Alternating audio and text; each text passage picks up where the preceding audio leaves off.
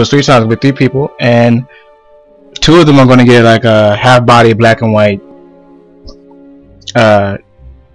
smash duos, and the first, and one of them, the sole survivor, is going to be a full color, like, you know, that's how it's going to be. So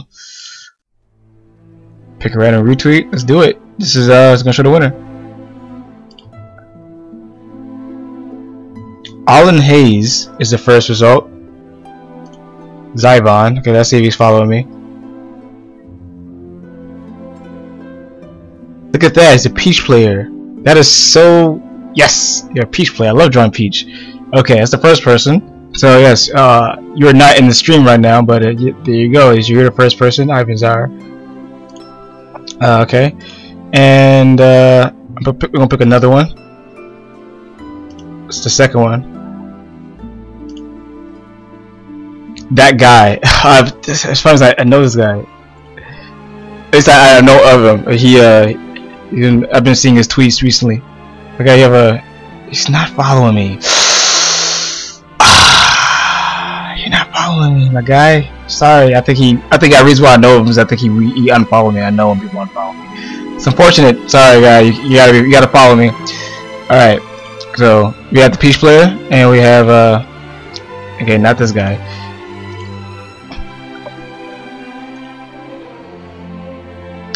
Gaia. Alright, let's see, Gaia, are you following me?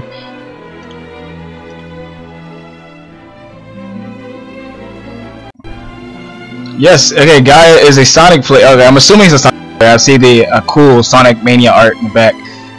So if he wins, like, assuming he's a Sonic player, he gets that young Sonic. So the second person Sonic. Alright, interesting, Peach Sonic. Interesting matchup. Peach vs Sonic. Now I'm going to go with one last person. Let's see what it is. Sean Maz Joseph. Let's see if you were following me.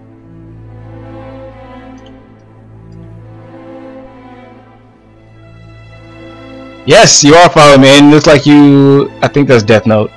I don't know. Is that Death Note? I don't know. It looks like Mello and the red eyes. I just recently got finished watching Death Note, and I don't know who he uses, but I guess I'm going to find out soon. Yeah, he doesn't tweet a lot either because this is my tweet right there. That was yeah. So yeah, there he goes. He's a winner. Those are my 3 people. Those are the 3 people. But only one of them is getting full color. So we're gonna see.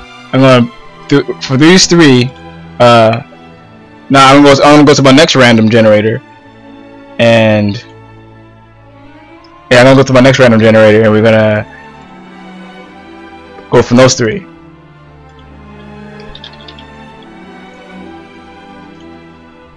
And I picked 2 of them, and those 2 will be the one that get the black and white, and there was a sole survivor, the winner, the ultimate winner. The power of RNG. Alright, let's go. Alan Hayes, you're first. Zyvon. I like that Peach icon. I'm gonna be a little biased here. I hope you win. I hope that the power of RNG is on my side, because I'm biased and I love drawing Peach. Gaia and Sean. This is actually kind of fun. I actually wanna do this more often. I might do more giveaways, like just to, I don't know. I think it's fun. Alan Hayes, Zyvon, Gaia, Sean. Alright, I gotta pick one. Alright, we got people streaming. Alright. Let's do it. I gotta pick 2 of these. Sean is getting the black and white drawing. And the next one. Zyvon, no! Alright, so let me scroll it down so just so you guys can see it on the stream. So it's not even showing it. Yeah, so Zyvon and Sean are getting the black and white. Yeah, I get the draw Peach, but it won't be in color. The ultimate winner is Gaia. Gaia is the ultimate winner. So now I'm going to keep this up because I'm not gonna make a tweet until I finish streaming. But that's that. Congratulations, Gaia. Here we go. And let me get rid of this. Sonic the Hedgehog. Right.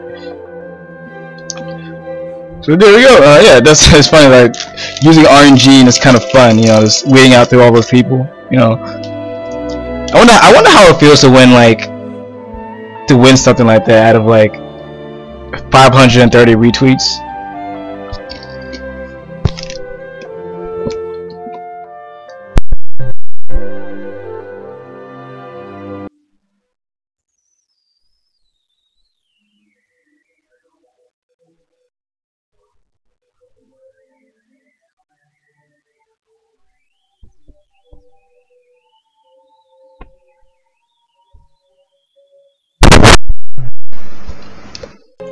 Okay.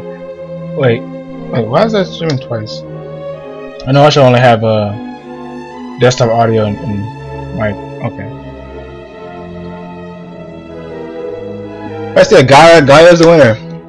Alright, so let me go to the next drawing. I need to work on a commission first before working on anything else. I had to work on a few Patreon sketches. Two to be exact, so it's not a lot.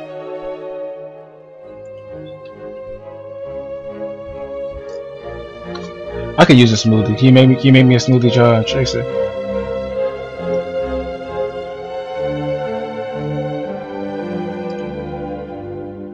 I have 7 people in Picarto right now. What's up, guys? None of the people for this contest showed up to the stream. Oh my god! But so I get to draw Peach, and I don't know who everyone else means. I'm assuming the guy means Sonic. He's the ultimate winner. Yeah. So I got to draw Peach and Gaia.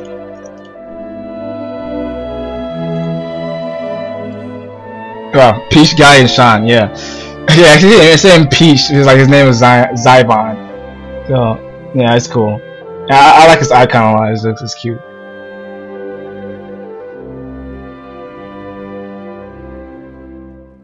Alright, so let's get started on this. Yeah, what's up, guys? How you guys doing?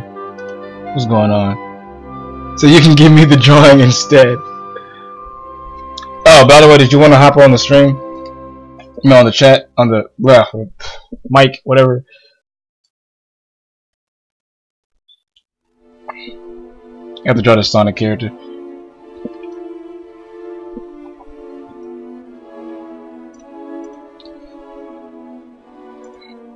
Yeah. I also like this is only a sketch commission, but after today, I think I'm not going to take sketch commissions anymore, unless it's an whatchamacallit, a live stream.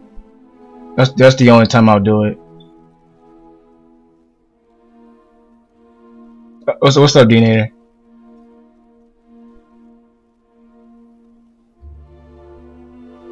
Oh, okay. Oh yeah, you hop on whenever you're ready. I'll be in the Discord. I'll be in the Discord chat where it says stream chat. So anyone in the Discord that wants to say I'm blowing out on my mic, maxing out. Okay. Give me I'll fix that then. Okay. How's that? Wait, how's that? Hey, wait, hold on. It's not maxing out anymore. Now it's like, wait.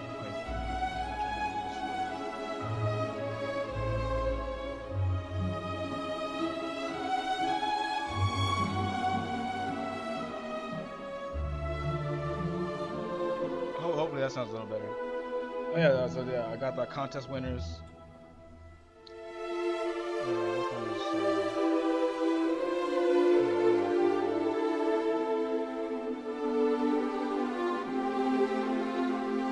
okay, I can't really make anything now. I'm really quiet. Okay. Maybe I sound a little bit better now.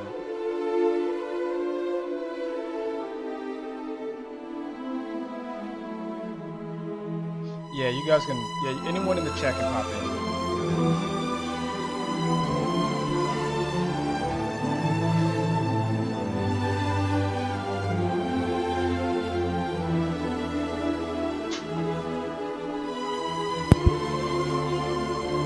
Hello?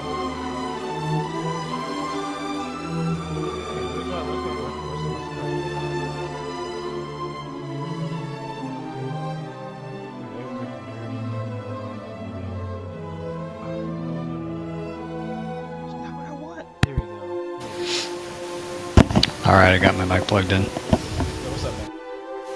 Hey, how's it going? Yo, how you feeling about your new style, man? It's something. I kind of like like I said, I like the painterly look that working with the thick lines and kind of wearing them down gives me. But it just takes forever. Yeah, and you told me about your methods. Like, yeah, that must take a long time. But how much faster is this? I'm very quick. Now I'm saying I'm very quiet now. I guess I got to max out. That's so weird. Like, what's happening?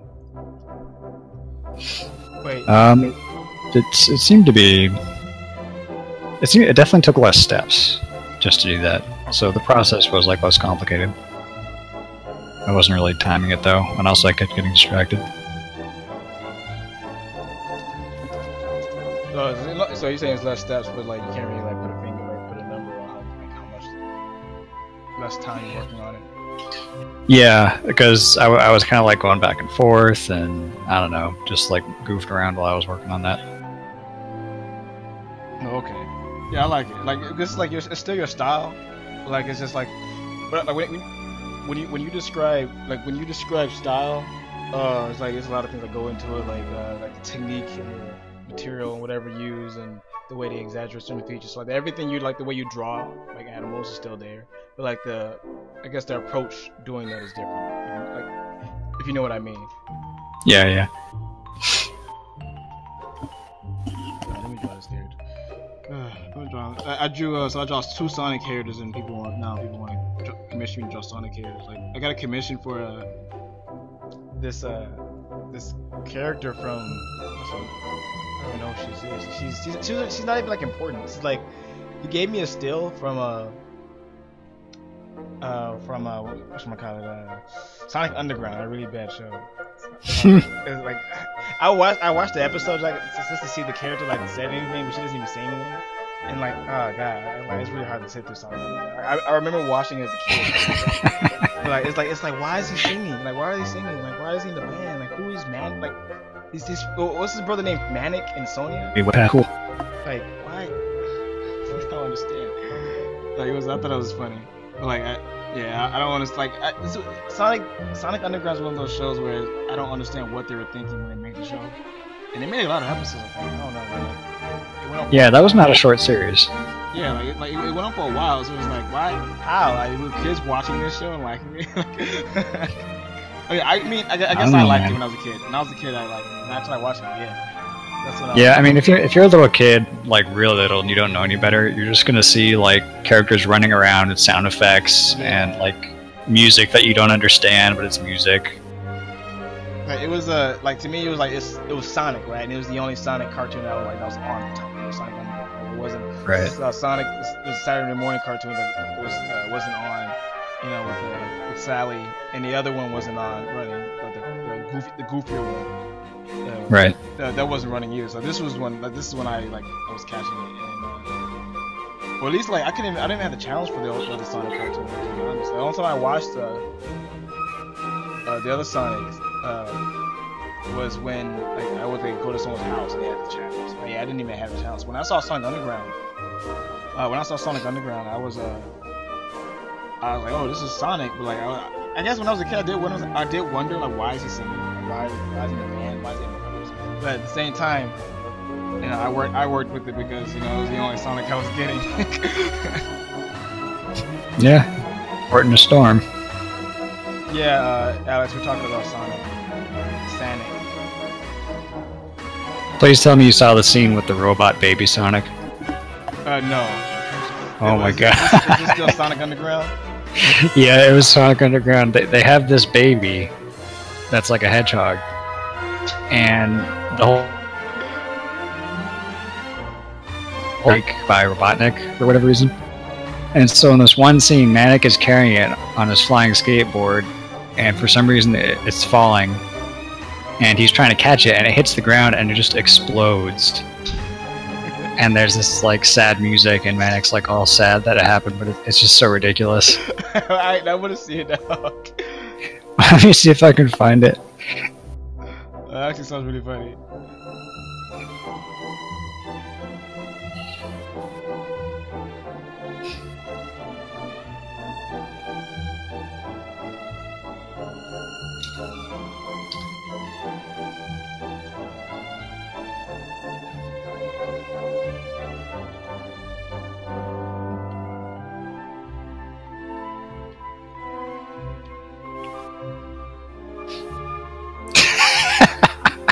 find it. Yeah. It sounds ridiculous. Oh boy. Yeah, well, let me get you the link.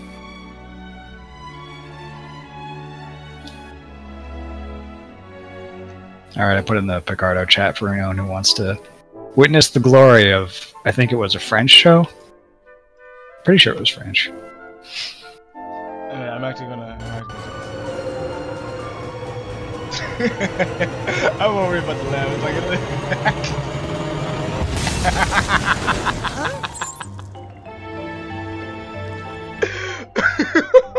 I like this. Like it's just a specific clip. Like that's how you know it's like it's great. The baby is ridiculous. It is a robot. That's what makes it funny. It's a robot. Like, it's like, what were they thinking? He says 6 feet underground. Oh my god, this is so funny. Oh god. Like Sonic Underground was like an acid trip when I was a kid. It was like weird. It was like why? It was so weird to me, but I still. But you know, it was Sonic. You know, I love Sonic, so I went to watch it. Like I didn't like it specifically at all. Like I don't like Sony and Manic. Weren't they all voiced by Jaleel White too? You know what? I didn't know that, but now when I think about it, I hated their voices. So I was, but now I think about it, like they're all voiced by. Well, I didn't even know that. Oh, wow! Like now I'm like, man. Like, what? Let me double check that, but I'm pretty sure he voiced like all three of them. It sounds like it. Now as you bring it up, like it sounds like it.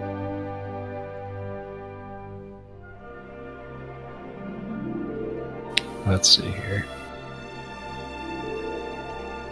I don't know why the detail of the face like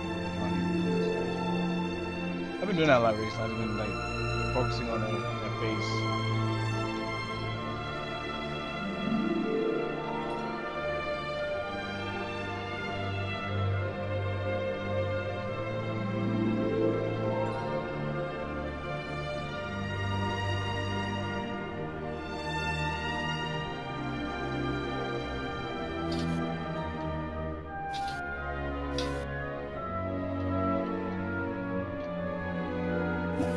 Let me know if I'm getting any mic bleed, because I don't really know how sensitive this thing is. Sometimes there's loud noises. This sounds fine to be honest. Alright, cool.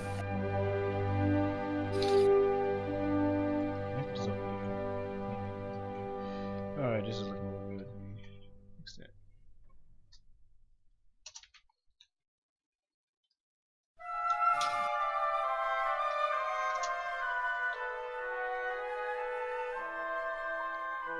Oh no, it was Sam Vincent. That's weird. I could have sworn that was Jaleel White. Oh, for who voiced Manic? Oh, Jaleel White was Manic. And some other guy was Sonic, and somebody else was Sonya. It's just they all sound the same. Oh, wait, so Jaleel White didn't even voice Sonic? No, he voiced Manic. So weird. Like he voiced Sonic in the other cartoons. So like every other cartoon. That's so weird. So like, so in this one, that's so weird. Like, why would you not voice your own character but voice his brother? What? I mean, they don't even sound that different, anyways. Yeah, that's what I'm saying. Like they don't. Like that's why I thought. Like that's why that's so confusing. But it's like, it doesn't even sound right. Like it sounds like wrong. Like that could happen. Like wow. Wait, it's like this is weird because it says Jaleel White Manic, somebody else Manic. So I don't know. Maybe they were like switching. Wait, so now it's saying someone else Manic? Yeah, it's like on IMDb they have Tyler Ross as Manic and then also Jaleel White. Maybe it was like a different country or something. Maybe.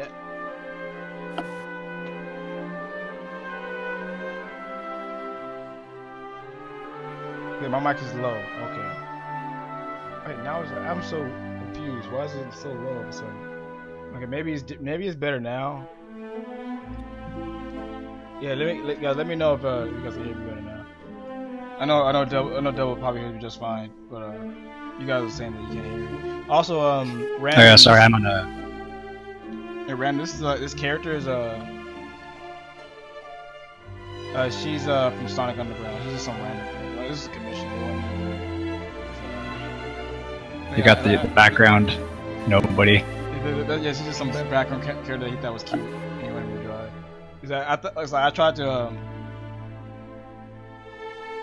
tried to see if like if there was more scenes with her.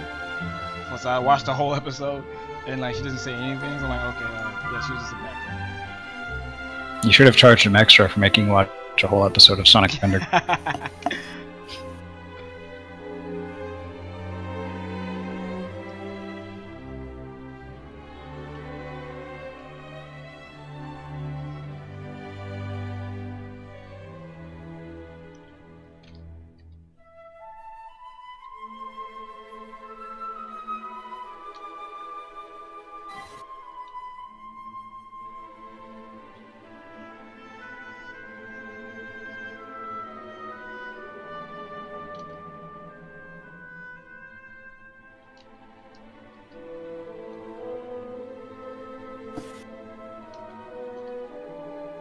One of these days, I'm probably like, since I missed out a lot of stuff when I was a kid, I need to like sit back and watch like the old Sonic cartoons that I missed. 'Cause I didn't get a chance to watch a lot of the ones with the one like what was it just called Sonic the Hedgehog?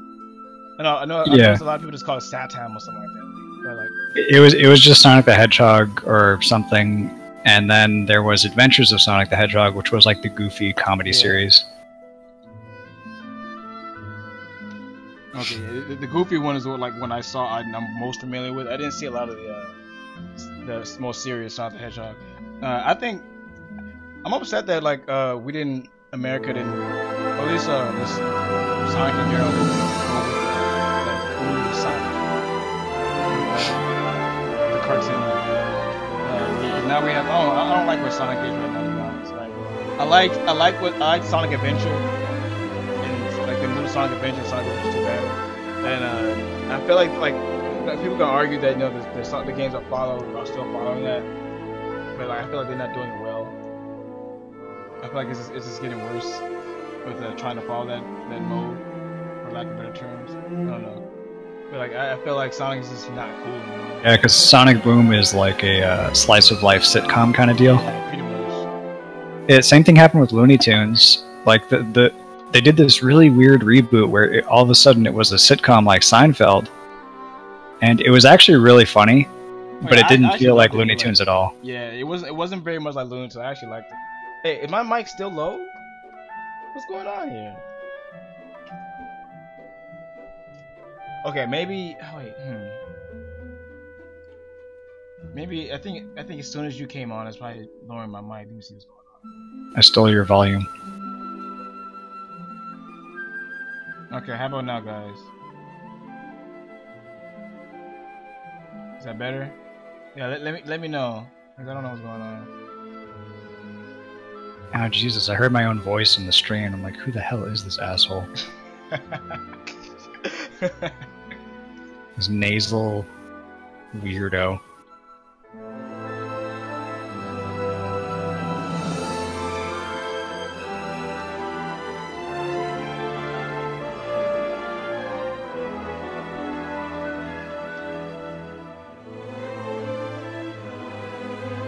Still low.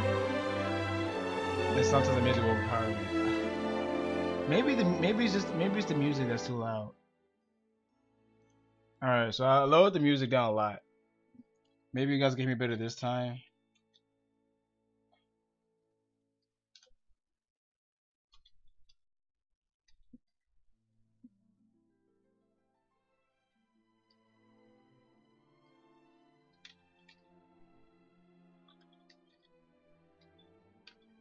Yeah, let me know. I think I'm gonna try to fix this till I get it right.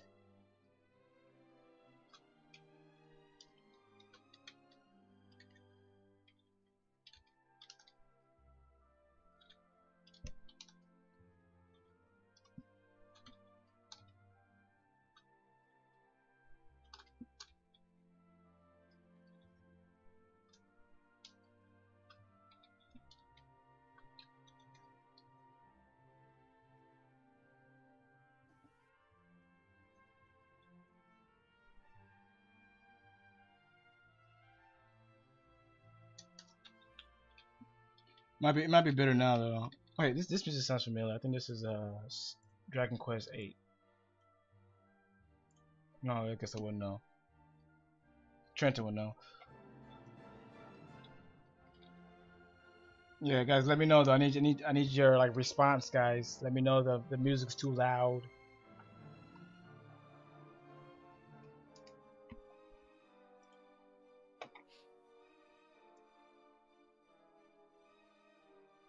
Let me turn it down. I think this is way too loud.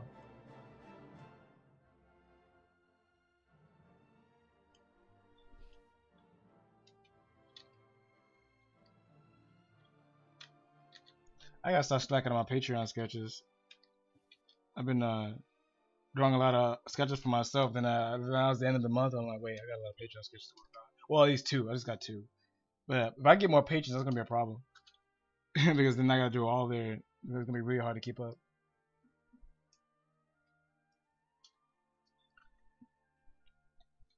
Bam! Can y'all guys hear me?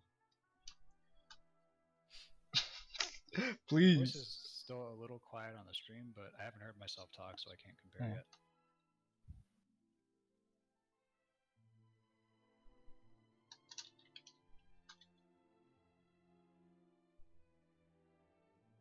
Okay, my voice is a lot quieter, so you should be Okay. showing it better. There's a good like 15-second lag before I hear it. Okay.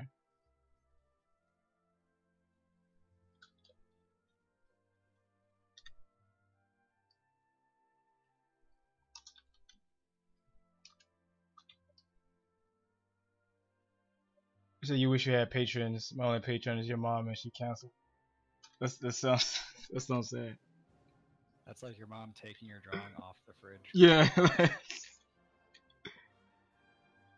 Getting patrons is hard. I've had a lot of patrons that cancel on me.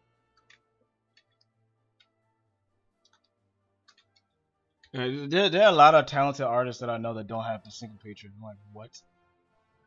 Okay, I like this character. I'm liking this the way I'm drawing this character. With this short hair, but she actually has very long hair. But like, I'm trying to get her pose off first before I do anything. But I'm honestly just a sucker for short hair in general. But yeah, this is gonna be unfortunate. I gotta get rid of this nice hair. Is this character one of like the nobles or something? I have no idea who she. No. I'm gonna show you guys a picture. Maybe you guys might know. I'm gonna screenshot it and just put it in the Discord chat. Wait, where is it? There we go.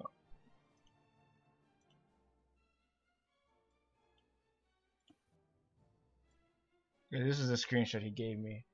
Well, actually, he gave me the whole episode, but he timestamped it. Wait, oh crap! I can't. I'm stupid. Alright, I gotta go to Discord.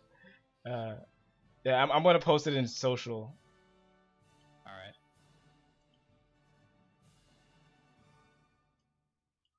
All right, there it is. But yeah, the blue haired chick is who I'm drawing, but I'm just making her look less ugly. Because that's. I could see potential there. I guess. Like, but she has like a real long hair. I don't like this style of Sonic when they get their like they look more humanoid. Like when they and their foreheads are like super long and big. I used to draw like that when I was young. When I was trying to develop my style, and I didn't notice until someone said, "Why you draw your forehead so big?" And then I was like, "Oh, you're right," and I just stopped. I always change my style. I make a big change in my style whenever someone's like really honest with me. That's why I really like when people are honest with me, because then I sometimes you just don't see when something's wrong, and then like you do it for years. Because I was doing it for a while. I won't say a year, but I was doing it for a while, and someone said you draw foreheads big, and that's when I made the change. And that's when I realized that I was like drawing my characters very humanoid like, at least in the face, and that's my problem with this character. Like her head was, if she was shaped more like a Sonic character, I wouldn't have a problem with her. Yeah, I see what you mean. They kind of gave her a really, really human-shaped body, which is kind of strange because like all the Sonic characters don't really look like that usually. Yeah. And like same with the character right next to her. He has the same proportions. Or then you look at Sonic, who's like really. I mean, I don't have a problem with the style, if Sonic and the other characters are made the same way. But like Sonic, he in the Sonic Underground and the 2 other Sonic cartoons, he's made more so in the classic Sonic style. He's not in this style at all. And then this person commissioned me because he wanted me to draw her like as if she was in Ray Fox. So I'm like, okay, but like I'm still keeping her Sonic proportions just to be safe. I've been getting a lot of commissions like that recently, or at least a request. People want me to draw their character as if they were in Ray Fox, and I even had a request. They wanted me to draw their character, their human character. He was like a little boy with Ray patting his head or something like that. I was like, okay, because Ray's a mentor now. Not the right person to be a mentor right now. Yes, Blue Devil is still in the chat. Wait, if you guys can't hear him, I'm gonna be sad.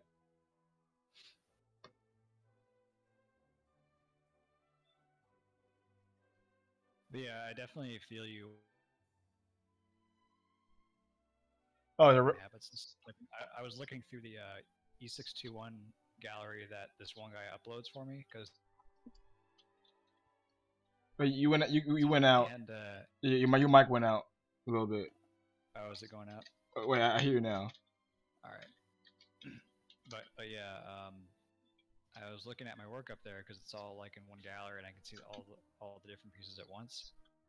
And it's like, uh-oh, I just realized I've been drawing everyone with like the same facial and hand expression in almost every one of my pieces. So I really gotta like look up some expressions and give them different like mouths and eyes and stuff because yeah, making like the same face. Yeah, it's good when they notice that. As an artist that I like a lot, named Jolly Jack, but like he has the same face syndrome with his characters, and he's been doing it for years. But like he's at that point where it's like it doesn't even matter because he's so popular. But like he still has a motive. I think he should still motivate himself to get better, no matter how many followers you got. There's so many artists like that that just they kind of stagnate.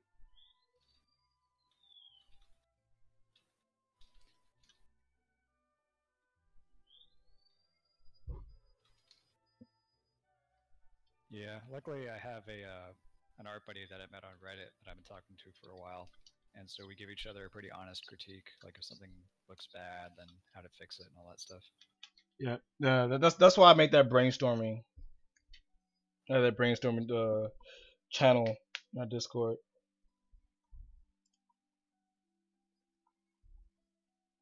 The Jolly Jack pisses me off personality wise. Oh yeah, he pisses me off personality wise too. Oh, what's up? What's up, Wither Skeleton? Welcome to the stream. I announced the winners actually shortly before I started drawing this character from Sonic Underground. But I'm gonna be really mad. I gotta draw her hair, and like I don't like the way it is right now. I'm gonna give this guy two versions. This version and the hair version. I like it. I like this with her hair. But yeah. Double trouble. But yeah, so how's he personality wise? He's very like self-righteous. Jolly Jack thinks he's always right. Like he thinks that he makes a lot of political comics when he's not doing his own stuff that me and Ben like him for. So he starts doing his stuff and then it's like it's really annoying. Sometimes I like him for that. If mostly I'm just biased, but mostly because if what he's saying I agree with. He made a very aggressive comic about furries, about how like how people perceive furries. Like for example, like he'll say something like, so why does this squirrel have breasts? Do you wanna take a squirrel up the butt? Things like no, like the squirrel's female, and females seem to have breasts, so I put breasts in the character. And he's like he made the other character like really stupid, like asking all these questions. It's like it's a really aggressive comic, like it's against anti-furries. And I don't like that choice of reasoning in comics very. I don't like it very well. But I did at that point. I think it gets the point across. Like he's like stop harping on people that draw attractive furry characters. Like it's just the way it is. So I got to see you later. Love the art on your Twitter. Yo, thanks, man. Like I'm glad you're sticking around. Hopefully, I'm gonna do another giveaway probably like a month or two when I have a less of a workload. So yeah, thanks for sticking around, man. The winner is actually three winners. But one of them is getting a full drawing, and the other one's getting like half body, like black and white drawing.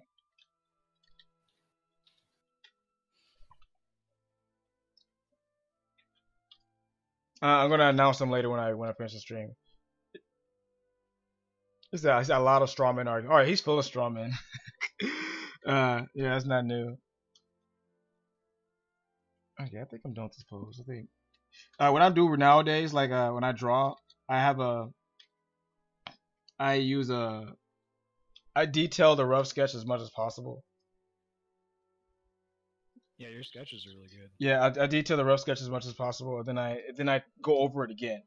Like so after I finish it, I'll be like, I'll lower the opacity and just go over it again.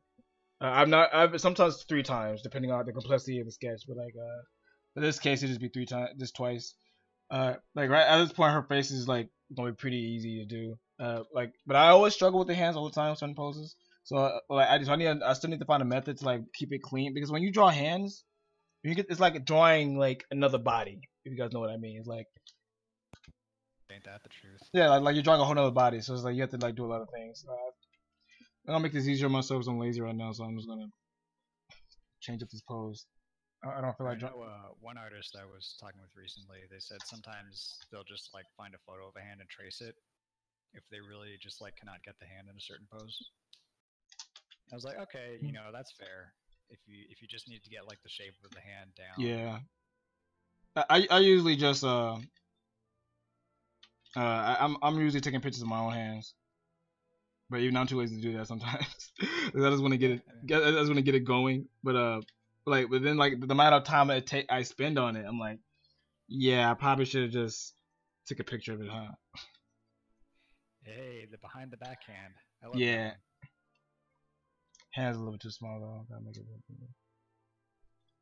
a rule of thumb I go by when drawing characters, no matter what proportions they are, is like, if they have big head, they need to have big hands. And they have to have big feet. If they have a big head, because your hand should be able to cover your whole face. I feel like depending on the style, I guess, because some people like they draw like big head characters with small hands, depending on the design. So like it doesn't really like it's okay. But but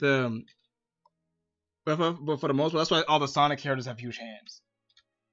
Because their heads are so their heads are so big. It's like, you imagine like Sonic like running, and he picks up something like, or he covers his head like oh no, he puts both his hands on his head, but then they get like really really small. Like it would look really weird. So so you have to think about. Well, I did not say once. Okay, what did I name this? She doesn't have a name. She's so random. Like, oh my god, random chick. I'm gonna call it random chick. Yes, yeah, so it's like they need big hands because it needs to cover the whole head. Because your hands cover your whole face when you put it on your face.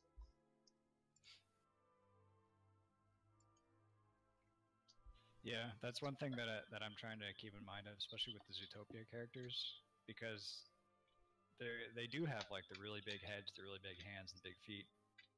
And sometimes I forget that, so I draw Nick with like a tiny, realistic sized hand, when actually his paw's like huge.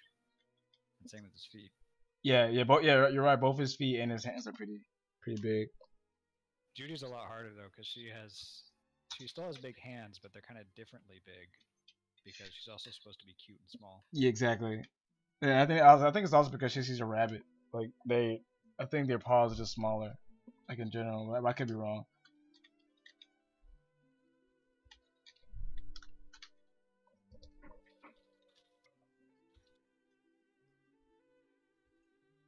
All right, so I might be cutting in and out.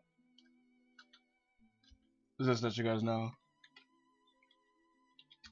because I have some companies coming over, so I might cut in and out depending on like people trying to talk to me and whatnot. All right. No matter what, this hand is just not looking right to me. I think I know why. This hand is just not high enough. Like I keep adjusting the size, and it's funny because then I look back, I step back. It says giant hands are great for slapping.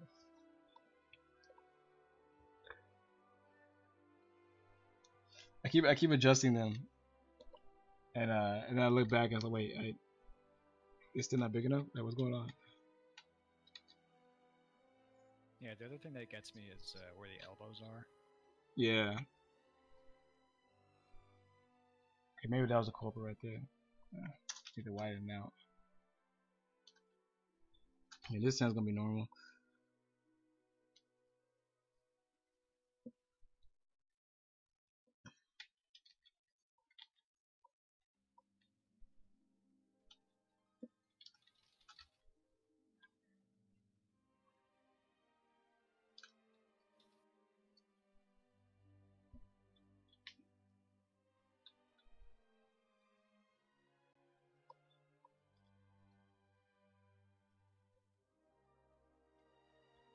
That should be an art challenge random. You have to draw your character wearing Hulk hands or something.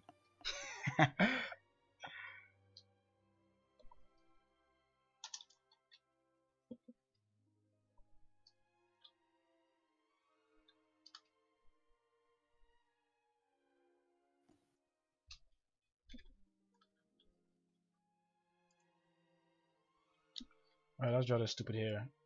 Her hair is so nappy. Yeah, I'm not gonna make it as nappy. She looks like, what's that character? This hair makes you look like some other character. I can't think of her name. Like some diva.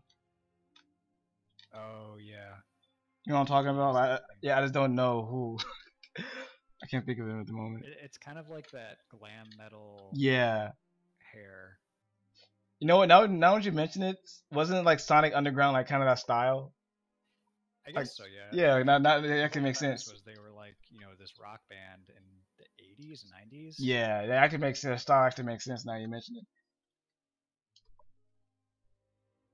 So that makes you look like Shantae. Shantae's hair looks way better than this character. I'm making her hair look okay, but like the actual character, the reference I'm looking at is just, her hair is like all over the place. It's weird. I mean, it's not that bad. Maybe I'm just being harsh, but I don't know. It's kind of weird because it's like a square shape coming out of a. She has it tied back, and it somehow turns into like a square kite sort of thing. I feel like the tie should be. I think the tie should be here actually. It's like in the middle of her head, in the drawing, or maybe it should be here. Yeah, I think that's right. Okay, and now your clothes.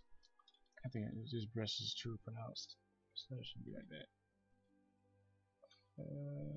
Oh, she has a scarf. Like, cool. Scarves always make you look cooler. It's true.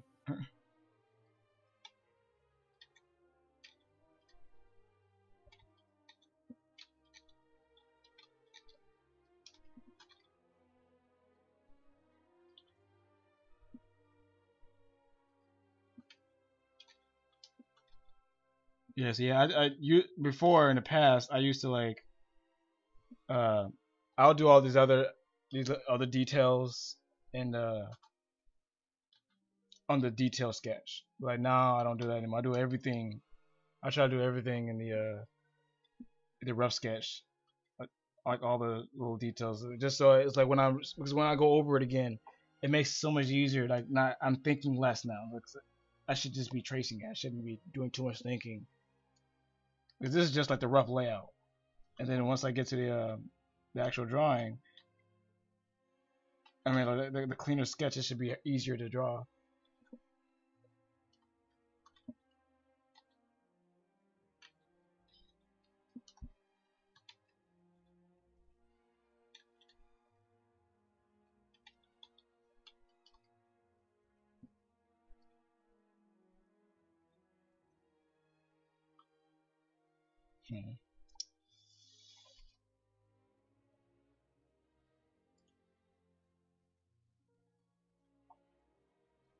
Okay, where's that reference at?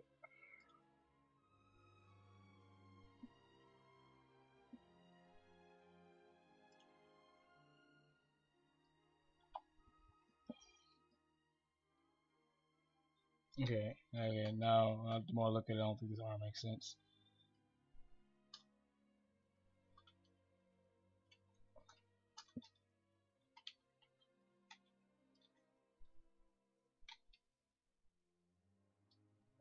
when I do the sketches, I just do like stick figures, and when I sleep, the elves come out and do the rest. Really? Just get gnomes. And they suck. Yeah, then you gotta erase all the work your gnomes did. Hate that. I was hoping for kobolds, but you know, you just gotta make do with what's around. Yeah, I think this pose makes more sense. Or does it?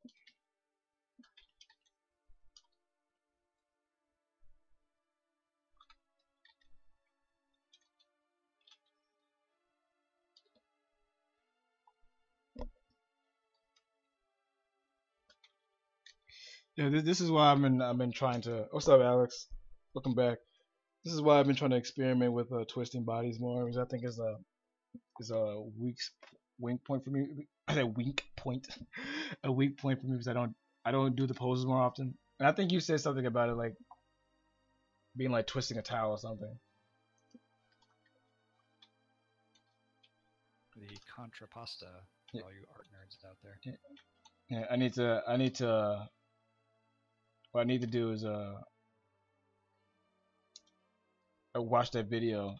I think you linked the video in the resources chat. I need to go back to that. So when I draw the sketch, I just draw the craziest thing, and then I get in there and clean it up. Yeah, cleaning it up takes a long time, and then I guess it depends on the. So it's like twisting a bottle.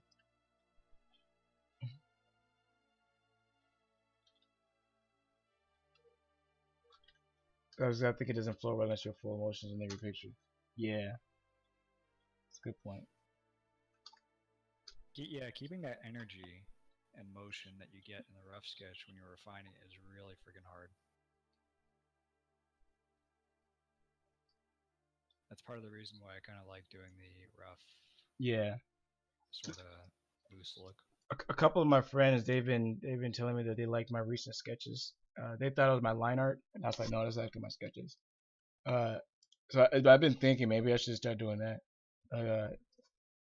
Because they've been those lines have had more energy than my usual line art, which is that's just like by default because you're still like just stroking, like the Rouge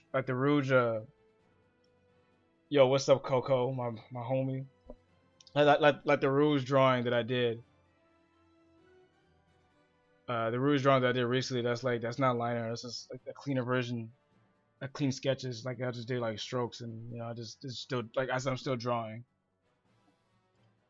Oh, okay, Coco. I just wanted to let you know. I want to let you know that I actually did finish drawing your commission.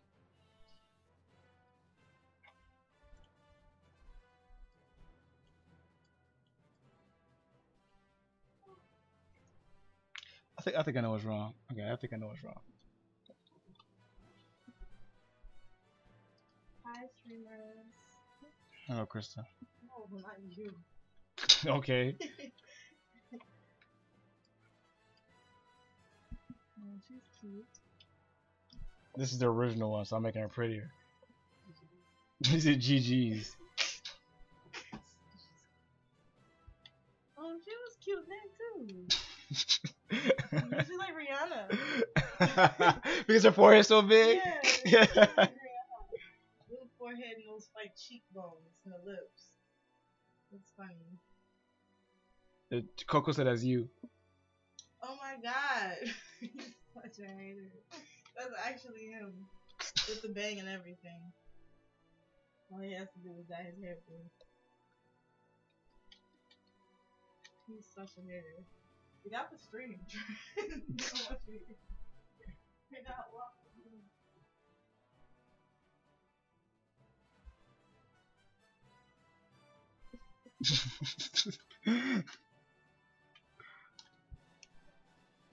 Yeah, now it's looking a little better now.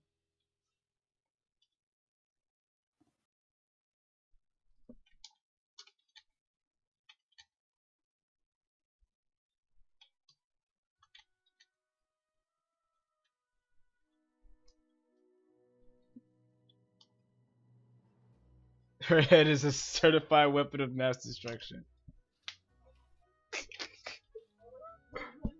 He said your head is a certified weapon of mass destruction. Oh my god.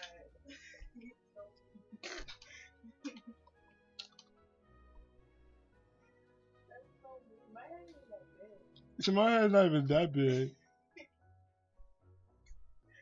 He's lucky I'm tired. Wait, didn't Dad step inside the house? Where's he at? Oh.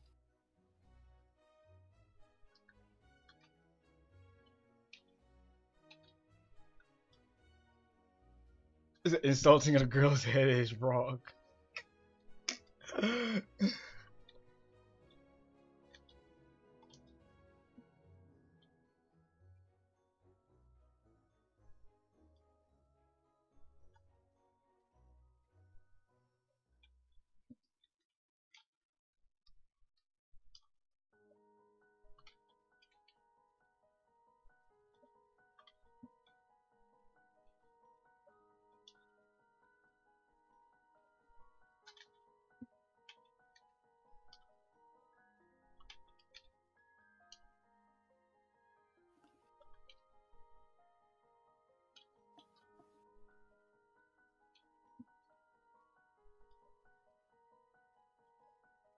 This is one of those times where I really hate when a sketch is taking me long and shit.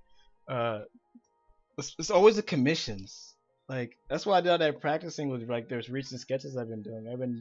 I've been doing those really fast. Like and having enough time to even color them. Like I've been going through those pretty good. Rouge one I did all in one take. What else did I do recently? The little tribe lady with the afro. She was pretty fast. Sticks took me a little bit longer actually. It's despite her simplicity. I think what took her long was I didn't expect like so many small little things in her design that I didn't notice. Like the color of her fur, like on her eyes and like her whatever on the back of her head. Like I kept getting that wrong for some reason. Shantae was very fast. Like dude, this sketch is taking me a while. But I think I'm good though.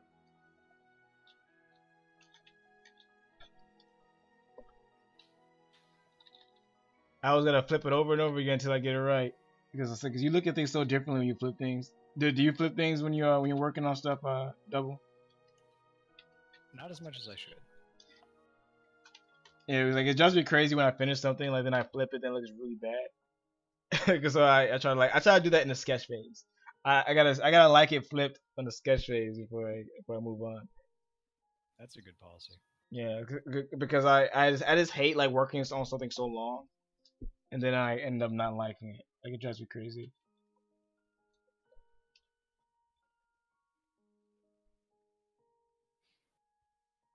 Yeah, flipping it and zooming way out Yeah. to see the whole thing, that definitely helps. That's why I use two monitors. I have like the navigator window open, and I had that on the my other monitor. So like, I'm constantly looking back and forth just to see how it looks from far away. So I don't have to keep zooming out on the screen. Like I already see it zoomed out. Right. Yeah, it's pretty convenient. I love digital art so much. So we cheat so much.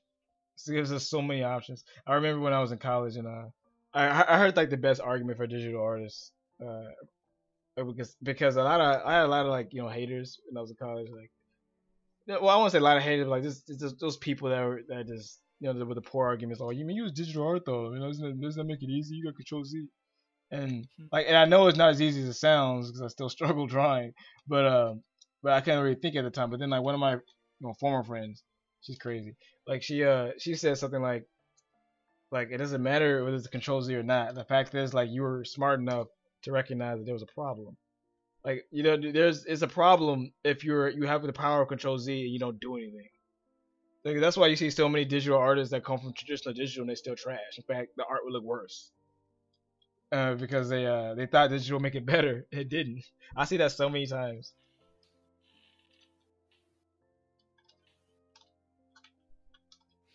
Yep, it's a useful tool, but it is just a tool. Yeah, exactly.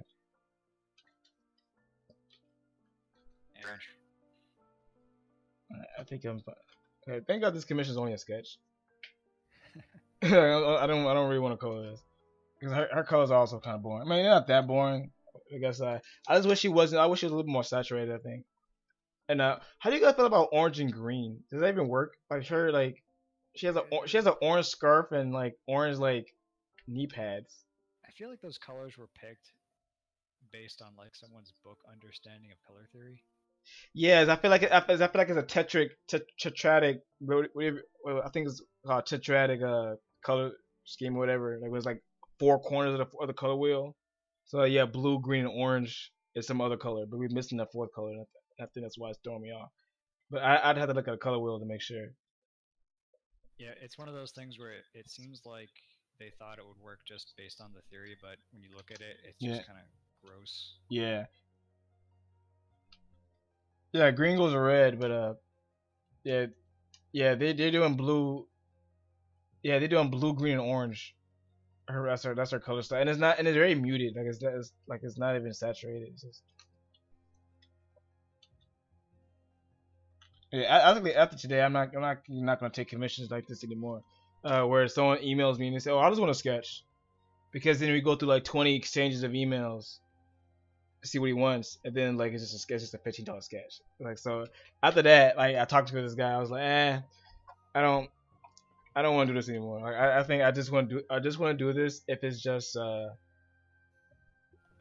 like stream sketch, like they own stream and they want to commission me on the stream. Because like you just tell me what you want, just there, and I draw it. But I'm not gonna go through like 18 exchanges of emails just to give you a sketch. Like I'm not gonna do that. I mean, that's just for $15. It's not worth it. But hey, I like the way this is looking. Also, what's up, Paraxin? Paraxin? I think that's how I say your name, man. Paraxin. In the Twitch chat. I don't know if you're still there. But now I use Restream, so it's easier for me to catch all other people in my other streams.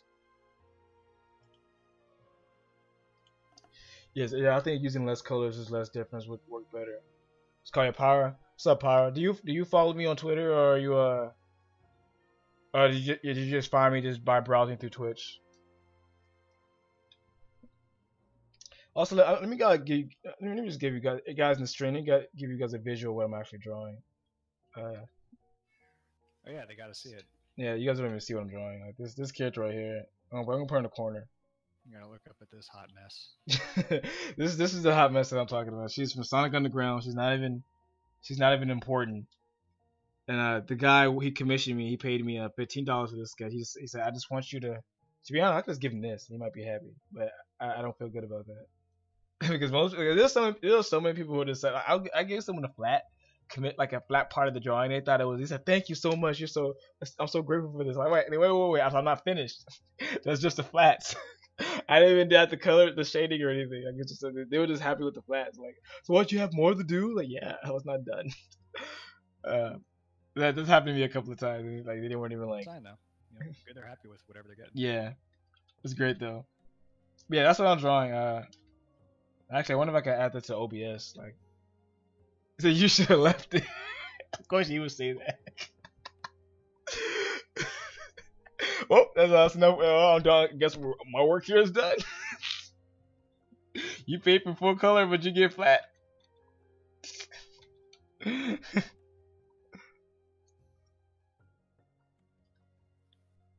As of recent, I have not been subconscious about flat. I used to. I'm glad you remember that.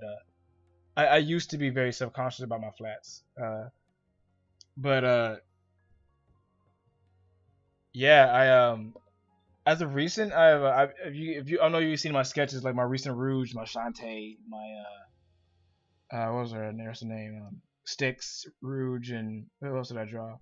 Morgan, and Carrot. Like none of those are shaded. Like they're just like I just sketched it out in a flat. Yeah, I love all of them. Actually, I haven't even uploaded most of them to my other sites. Like a lot of them are not even on Tumblr. I'm gonna upload them all at once. But I think that's cool. Like for some reason I like them now. Like I like these flats now. But like why is that? Like why don't I like it now? And I think it's because I don't know. I think it has to do something with the line art. I don't know. It has to be something with the liner. But even this commission, I'm about to show you guys something. About the scenes. Go back here and show you this. Yeah, this commission here. I was happy with the flats here too. I mean, I think this looks fantastic. I love how this turned out. It's one of the best things I've worked on. This is a commission from my buddy Coco. Yeah, it turned out great. And but I was liking it before I even started shading it, so I knew that was a good sign. I think it's a great sign if you're liking something like a lot before you even get to the render side. Because very often I would like work on something and I would like not like it during the sketch phase. Like I was liking this a lot already on the flats, and then I started shading it. Like I shaded. What's up, Darth Rex King? Nice to have you around. I was shading the golem, and like it just turned out it was looking godlike. I'm like, yo, this is looking awesome because I like the sketch to the line art to the flats. I was liking everything. So I think a big part of it is small line art. That's my theory. I don't know why. I don't know why my brain suggests. Hello, dog. I don't know why my line art, like the liner suggests, is making me liking the flip. But as of recent, I've been using smaller liner. I don't know why. It just makes my brain think that way. But I don't know. I use a size 4. It's like the smallest brush I've ever used for this particular commission. And I wouldn't have used it before. I would have went my usual big lines. But I went with small lines because the client, my buddy, he wanted me to look closer to the style as much as possible. The Toriyama, I almost said Dairy Queen, Dragon Quest. Dairy Queen. I almost said Dairy Queen because like when I was talking to my buddy about Dragon Quest and his commission, like we wouldn't say Dragon Quest, we'll say DQ. Like we always say DQ commission, but like so in my mind, like I kept thinking Dairy Queen. You know, Dairy Queen 8, part of the big franchise. Dairy Queen 8. But yeah, that's why I was using smaller line art for this because I wanted to look more so closer to Toriyama style, and I was thinking about using the softer shades, but then I like the cell shades way too much. I just stuck with my cell shades. I just liked it too much. I didn't want to ruin it. So it looks great. I think, to be honest, I think it looks good enough to be like concept art for like. I almost said Dairy Queen again. I like it's really weird when you think of something but you think Dairy Queen instead of Dragon Quest. So you use Photoshop these days? Yeah, ever since I started working at Ray Kemper last year, I do not touch side. My side is like dusty. You know, my page to the side, I have not opened it in a whole year. Like I do everything completely in Photoshop. Like everything in Photoshop. To keep it, Dairy Queen is the English dub. Yeah, it's a nice piece. Yeah, I like it though. It looks really good. I mean, I like the little touches on the bricks where you put the highlights around it to make them have a bit of depth. Yeah, like the little highlight between the bricks is like actually what pushes it. And also as of recent, I have not been using any blending modes for shading. I used to use blending modes a lot for shading, but now I don't do it anymore. I realized that like I was been more suspicious of blending modes when I did a collaboration last year. With a friend of mine named Dreadstar. You should follow him on Twitter. He makes great art. I think he's great at coloring. So we did a little collaboration on a peach.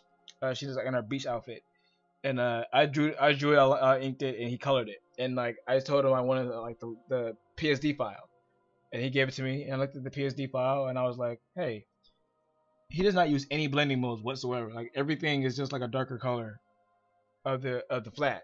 And I was like, I never did that before. I never really color with using. I was always using blending mode all the time. Even if I use a different color, like it would either be like a grayscale or like a darker color or just straight black. It was always blending mode. Most of the time, the multiply or overlay. Now I'm lying. I do use blending mode, but very rare. Like if I'm using a blending mode, it's very rarely will be multiply, and it won't be for shading. It'll be for highlights. Like the highlights for the golem. And the lines between the the bricks, that was the overlay, white color, and overlay layer, 100%. So it gives you that really saturated look between the bricks, and but the shading is not overlay. The shading is it's just a darker color of the orange, and the wheel is turned slightly to red instead of orange. It's more so it's a little slightly over to red. So it's like a red orange. So I have light orange as the base color, and I have a red orange as a shade. And I did that for everything else. The slime, I did the same thing. Like it's like a light green, like a really saturated light green, and like a darker green that's slightly over to blue. So it's like a aqua, like a slightly like probably like 10% aqua. So it's still green, it's still very green, but like it's still a little blue in it. And I also did the same for Trent up here, cosplaying as his favorite Dairy Queen character. And I did the same for the shading. I did a lot of contrast. I used a darker purple, but it was like slightly red. So I always turn the wheels just slightly over to the nearest color in the color wheel, just to give it a different color, and I think it gives it more personality. So I gotta start coloring more like this. It's really good. I like it. It's one of my favorite things I've done. It's my boys. Picking them manually is probably a better way to develop your color sense and shading sense than relying on the blending layers. Yeah, it gives you more flexibility too. Exactly, like because I was very limited by multiply. Like I was super limited by it. And it's funny because Alex, D-Nator Games in the chat, he told me forever ago. And at the time I didn't really understand it, but like I know he asked me when I first met him. He said Blue Devil was very quiet. I could probably fix that. He's probably quiet. Blue Devil is probably quiet because I turned on the music. So let me turn on the music here on YouTube. Okay, so I'm gonna turn that down so Blue Devil you guys can probably hear him better. Wait, what was I talking about? I was talking about something specific about color. Yeah. D-Nator Games. He told me, I known him for a while. I met him like a while ago. Are you guys familiar with a furry artist named Chavo-san? He used to. No. He works in a webcomic called Las Lindas. It's like it's pretty popular, but like I used to read it. Both of us used to read that comic, and I met him on a stream, on one of Chavo's streams, and ever since then I've been talking to him a little bit. Las Lindas. Yeah, he writes in. And he told me a long time ago about like multiply, like drowning out his colors. At the time I didn't know what he was talking about, but I was like, I don't know, I use multiply all the time, and I don't like it works fine for me. But at the time my eye wasn't very trained for color, and I just used shading for everything I did back then. And I look back on my old stuff, it's like, I mean, like some of the stuff it worked out because sometimes multiply works depending on the color. Like overlay doesn't work very well on red. Like you're right about like blending mode's limiting you, because it does. Like like overlay does not work on red at all. I don't know why, but like it does not work on red on warm colors. Like it works on cool colors very well, but on warm colors, you got rare instances where it works on orange, like the golem, but yeah, most of the time it's not working. So like I use blending modes very sparingly. I should have listened to Alex a long time ago. He told me that multiply was like just drowning out his colors and making it like not colorful at all. So yeah, I was very proud of this. This is like I think it's the first project I worked on as a recent where I used no blending modes for the shading, at least for a while. Like and because of that, like I'm not using a lot of layers either. Yeah, not a lot of layers on this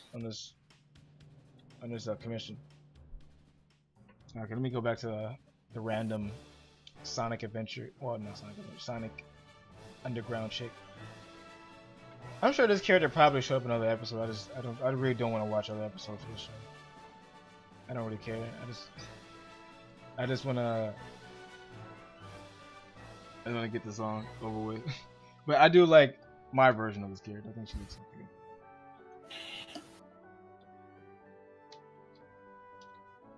Sega's TV crew and redesign all their characters so they look better. I would love that. Would be a dream job, to be honest. If I was hired on Sega, and I was one of their concept artists. I would love to do that. It would be so cool. I would make first of all, I'll take Sonic back to like, if I had the freedom, the creative liberty, I would take Sonic right back to to classic. Of course, I put in my own style.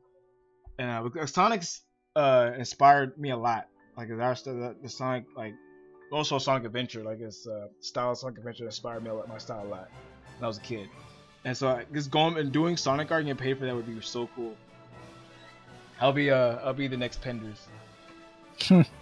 But like in a good way. Like this good years. Well, I think at this point it's like you'd want to be the next Tyson Hess. Oh yeah, Tyson Hess, you're right. You're totally right about that. That's actually a better comparison. I love Tyson Hess so much. Have you ever read his comic Diesel? I haven't read it, but I've seen some of his work outside of the Sonic stuff, and it's really good. Yeah, I never I didn't when I first found Tyson Hess, I didn't find his Sonic stuff. Actually, no, I'm lying. I did. I found it through his little weird Sonic comics that he made a long time ago. That's how I found him. And then I saw like, whoa, this guy makes some pretty awesome art. Like this guy makes some pretty crazy art. Then I found Diesel, Red Diesel. Yeah, but I never read Box of Hockey. That's another one. That's another comic that he works on. He's also great at animation. Like I don't know if you guys. Well, yeah, he's hella good. Great at like everything. Like both Sonic animations are great.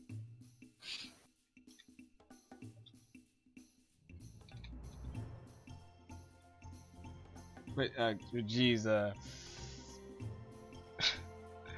Penders. Poor guy. Like the guy is the guy only had like 700 followers on Twitter.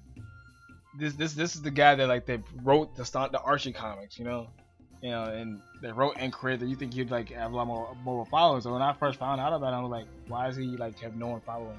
Then I found out why. Oh yeah. I quickly found out why.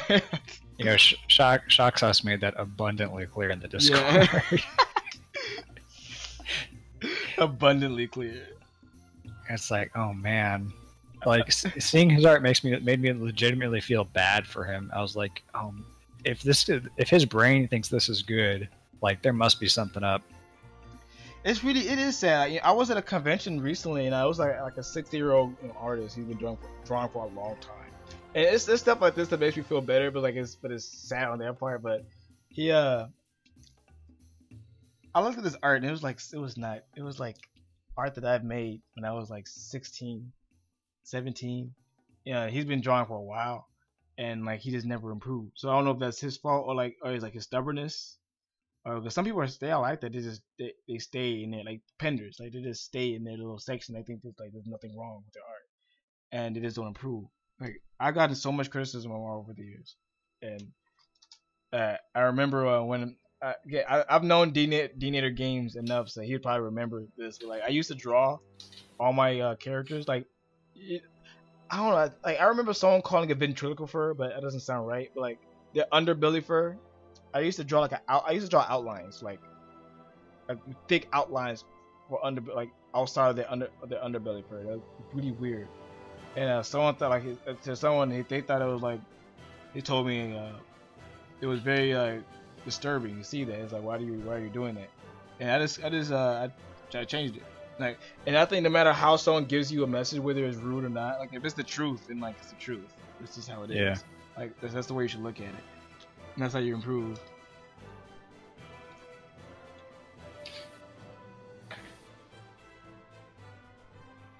By the way, Coco, this music must be from. I recognize all this music playing right now, so I think it's from Dragon Quest 8. It's from Dairy Queen 8. So I remember this music. I remember me and my cousin were playing it a lot. Dragon Quest 8 is the only Dragon Quest that I played.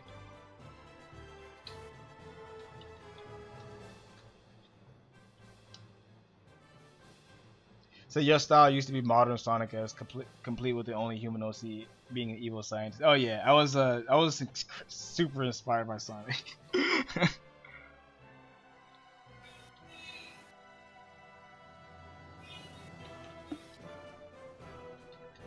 I know Aaron Hansen talks about Sonic a lot, mostly about like why design-wise why it's so influential. So it was always interesting to hear his opinion on it. Really? And because he's like Sonic is like the perfect design. It's so iconic. It is iconic. And he almost was going to be a rabbit. Really? Yeah, he was going to be a rabbit, and that was going to be so cliche. That was not. I don't think that would have stuck around. But the fact that he's a hedgehog, like hedgehogs are one of the slowest animals in the world. When I learned that as a kid, I thought hedgehogs were fast. I never heard of hedgehogs until then. Like I thought hedgehogs were fast. Like when I was a kid, I thought the turtles ate pizza. I thought they were like Like my mom thought it was so funny. And I thought she was making fun of me. Like when I said like, there was some turtles in the sort of aquarium that we went to. Like I said we should get him some pizza, and she thought it was so funny because they were showing because this is right after she showed us like my parents showed us the Ninja Turtles movie like in the 90s, and like I thought they ate pizza, just like I thought the hedgehogs were fast. When I found the hedgehogs were one of the slowest animals in the world, I was like, what? Like, why is he? Like, I was confused. Like, why is he a hedgehog? But because of that, I remember that. And like, Sonic's design is perfect. He's a hedgehog in the same way that Mario is a plumber. Yeah. It's like why plumber? It's like why? It's like I don't know. You never or something. Yeah, you never see him plumb anything. You never do it. You never see him do any plumber work ever. At least Sonic, ironically, the Super Mario Brothers Super Show actually made him do real plumbing. Oh yeah, you're right.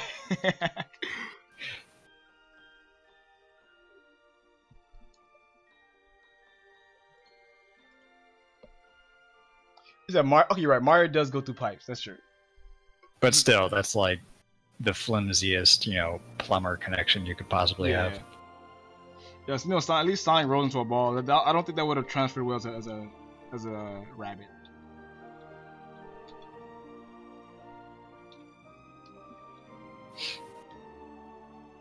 And Knuckles is like not even anything related to an echidna. I didn't know. You know, I never bothered to look up what Knuckles was until like I got older. I didn't never like. I thought it was made up. Like I thought bandicoots were made up too.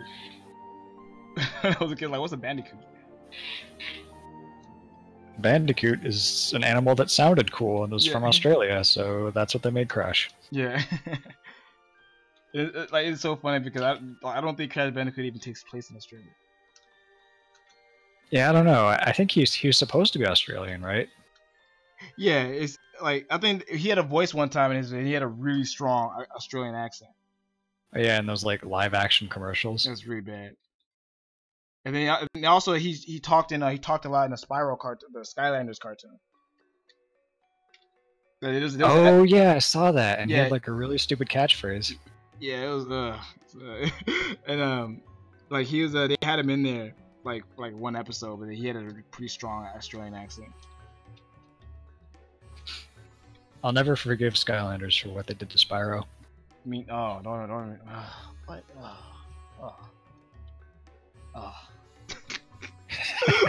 Oh my god. Dude, when I heard, oh my god, like when I first saw his redesign, I was like, what are you doing? Like Spyro is like one of those characters. See, that's CT music.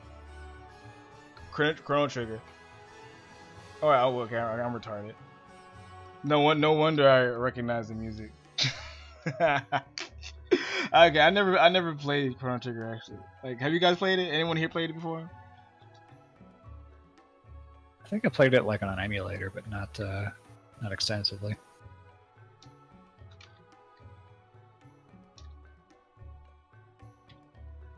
So I'll never forgive Insomniac again for what they did to Ratchet.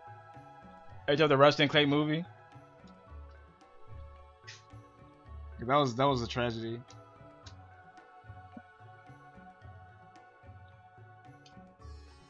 Video game movies just can't be good. It's so weird. It's like I got a debate with someone about that. They were like, because it's like, you know what, like this is gonna sound a little bit off topic, but like it's still related to what I'm talking about. But you know how Matt Pat, the what's his name? What's the name of his channel? Switcher, I think. No, Game Theory. It's like everything he says is law to some of these guys. And like, so ever since he made a video one time talking about how video game, bless you, he made a video one time talking about why we will never have good video game movies. And his theory was like, because video games are like a interactive experience, and because of that we'll never have games, which I think is silly. I mean, we would never have a good video game movie, which I think is like absurd. But everyone took that as law. Oh, okay, he's right, without actually thinking about it. It's like the quality of a movie should not depend on, like, the quality of a script should not depend on how interactive its source material is. Like all it is a good story. Like we just have really crappy directors that is in charge of these movies. And I had a debate with someone with him, and he started to see how my side of it, and he was trying to say, and he was trying to. We both came to a conclusion that we won't get it because like who would spend money on a video game movie? You know, like, who would spend a lot of time? What good director, self-respecting director would do that? Like, why would they want to do that? And that's why we won't get it. And I was like, yo, that's fair. You know, as long as you realize that, you know, that it is possible, it's in the realm of possibilities that we can get a good video game movie. But to say something like it's interactive, like because it's silly. Like you can easily have a good Infamous movie. The game is a video game, is very interactive, but it's still a story there. You just get the story, get the lore, and then make a movie about it. You know, and then it's the kind of argument that why would you want a movie about it anyway? And my response to that. Hold on, guys.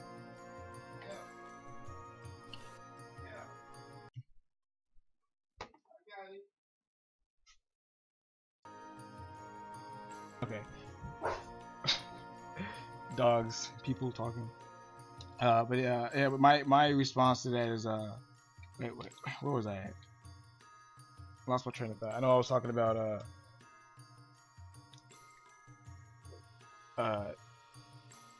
why would we want a movie based on a video game movie just play the game?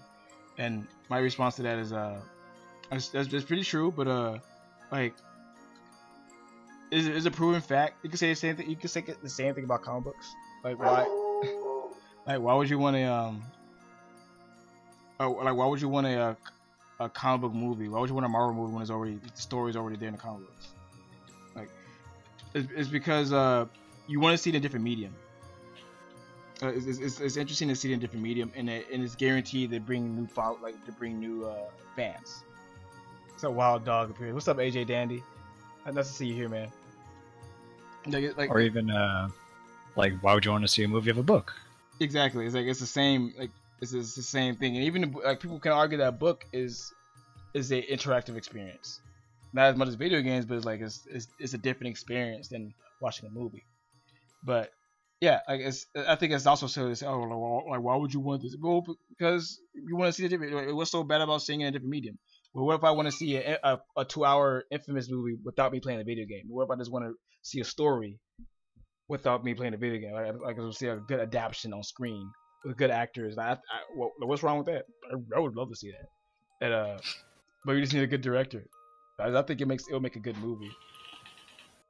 Yeah, I mean, good director and good writers can, they can make it work. There's no story that can't be told exactly through that medium. Yeah, like I like that saying because people will say, like they'll say, oh, you can't do this, but like, yeah, you're right. No story can't be told. That's really seem to limit yourself just because Matt Pat said it. Yeah, I'm talking to Blue Double. Maybe not the exact same story, but yeah, exactly. You don't want the exact thing. Yeah, the adaptation, like the Death Note movie that recently came out, like that. Albeit a very terrible adaptation, but it's an adaptation nonetheless. Like that happens. That's what happens in a movie. You have to adapt and you have to abridge because you can't tell. I mean, a 37 episode, like the exact story in 2-hour film. You just can't do it. So you have to abridge it, which is possible. I think anything is possible because we still have the Raimi films of Spider-Man, and when that came out, Spider-Man was already like decades in. Spider-Man was already a grown man. There's so many source material, and yet we still have 3 movies that were like 2 hours long. Yeah, they didn't have to take like every single bit of canon or whatever. They just had to take the premise and the characters and make something out of it. Exactly. Like if I was to write Death Note, like a Death Note movie, I would definitely omit. Okay, here's the thing. Okay, optimally, if I was to write a Death Note movie, I would do 3 movies, not just one. I would do 3. So I'll do the first one. Have you watched or read Death Note before? I know about it, but I haven't like read the whole thing or watched the whole thing or whatever. Well, I'll keep this brief then. Basically, in the first part of Death Note. Yo, motherfuckers!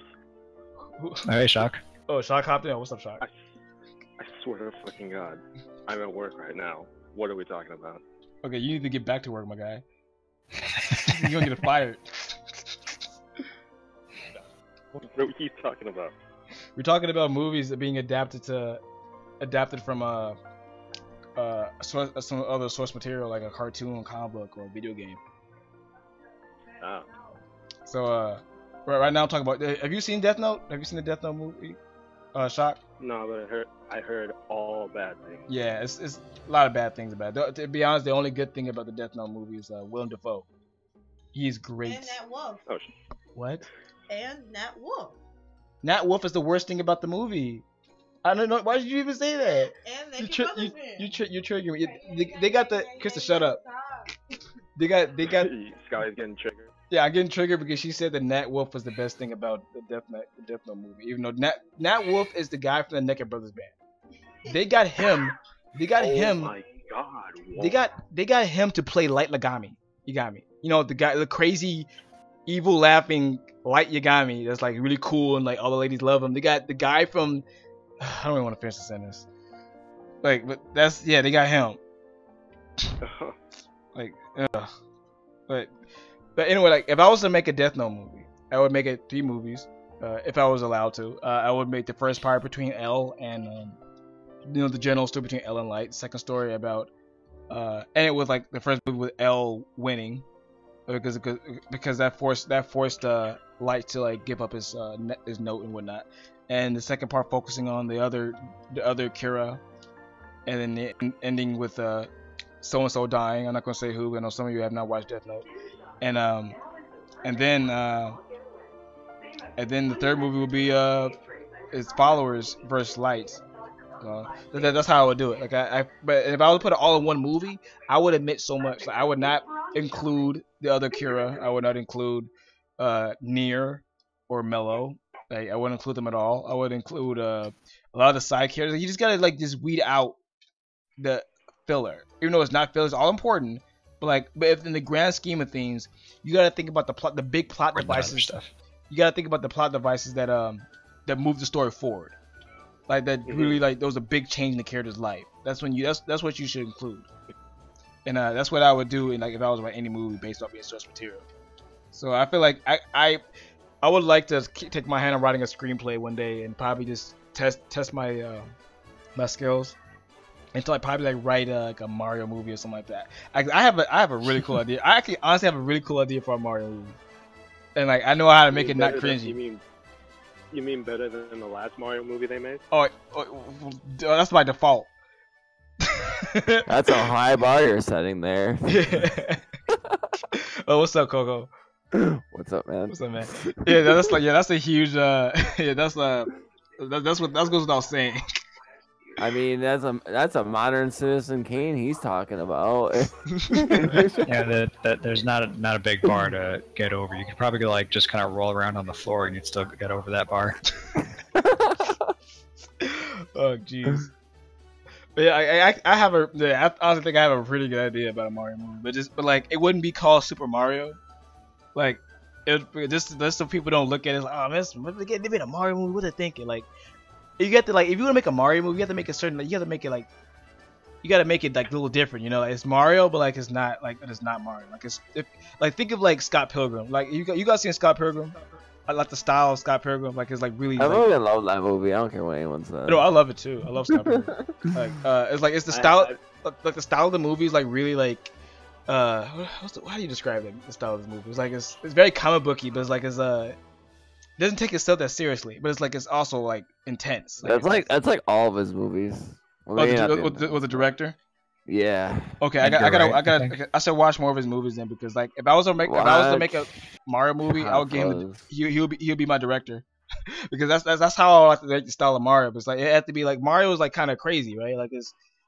It's not like it's very. He takes mushrooms to get bigger and gets power ups and stuff. So it's like you have to. You can't take yourself that seriously. I'd almost want like the guy who did Wreck-It Ralph to do a video game movie. I don't know about Mario, but I feel like whoever did Wreck-It Ralph wouldn't do too bad. But to be fair, like Wreck-It Ralph is also like. It's a video game movie, but it's also not a video game movie because because it's not based off any source material. Like, I feel like if he was given source material though, a movie that's about video games, not really like one game. Yeah. Yeah, but I agree with you, Coco. Like, yeah, that director, I feel like he probably would do a pretty good job if you gave him a movie. I mean, just Yeah. gave him the same source material, he probably do a pretty good job. Shot. I actually get back to work, my dude. Like, Clean up. Shit, did you guys hear that? Yeah, we hear it. Yeah, we hear it, man. Did you guys, Shock? I know you follow that guy's channel. Did you hear about the 4chan fan letter that got into the Marvel comic? Oh my god. So, okay, Bo, you know a lot about movies. You know Yeah. the movie The Room? Yeah. Oh my Yeah. god. Oh my Okay, god. That's his face. So I gotta tell you about this fucking fan letter then real quick. Basically, 4chan, the comic board, wrote a fan letter to the girl behind America Chavez, like her comic, and like the comic's really fucking bad. That's all you need to know. It is. And so 4chan writes a backhanded, subtly sarcastic letter praising the comic, saying how he has a giant book club going and how they were all fans of The Room, and that it was like comparable to it. And they actually got into the comic. Like, that's the best part. Yes, it did. It got into the comic. It was the funniest thing I ever seen in my life, dude. That is so funny. And like a month prior, Brilliant. You're tearing me apart, Coco. My god. I actually watched like a compilation of bad acting. And I was just dying. Like, they put that scene in there. Just everything. You could put the whole movie on there. The whole movie. and so the guys actually, before they mailed it, he actually went on the comic board and fucking asked for suggestions before he mailed it in. And everyone told him to take The Room part out because they make it too obvious, and he never did.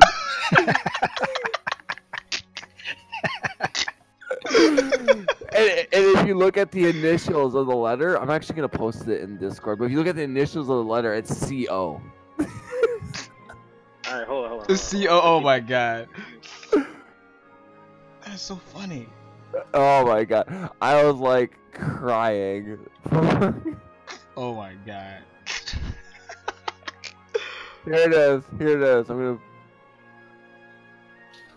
I did not hit her. That's bullshit. I did not. Oh, hi, Mark. It's so. I love movies that are unintentionally bad. I love movies that are unintentionally bad. It's so like, have you guys ever watched Birdemic? I'm posting it in the chat. Like, have you guys ever watched Birdemic? Like the birds. John Tron reviewed it before, and that's how I heard about it. And I watched it myself, and it was like the funniest thing ever. It's just so bad. There's the letter. It says sincerely, Co. I don't know why they cut off the sincerely part, but. Hello? Yo, what's up, man? Yo, what's up? This is a good letter. They were pretty clever with the phrasing. This shit has me so dead. It's almost positive, but if you stop and think for like a second, you realize it's being really mean. Right? I'm impressed. I'm impressed. That shit was so funny, dude. So funny.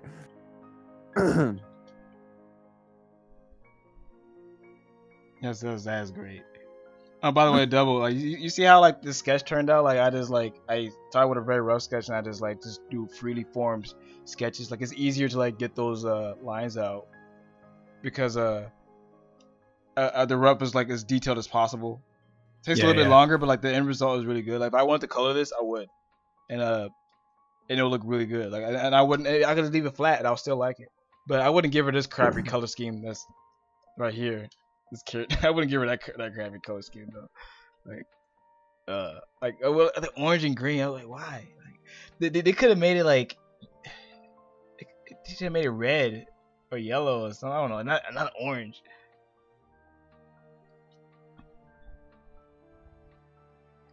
I don't know why this is real here.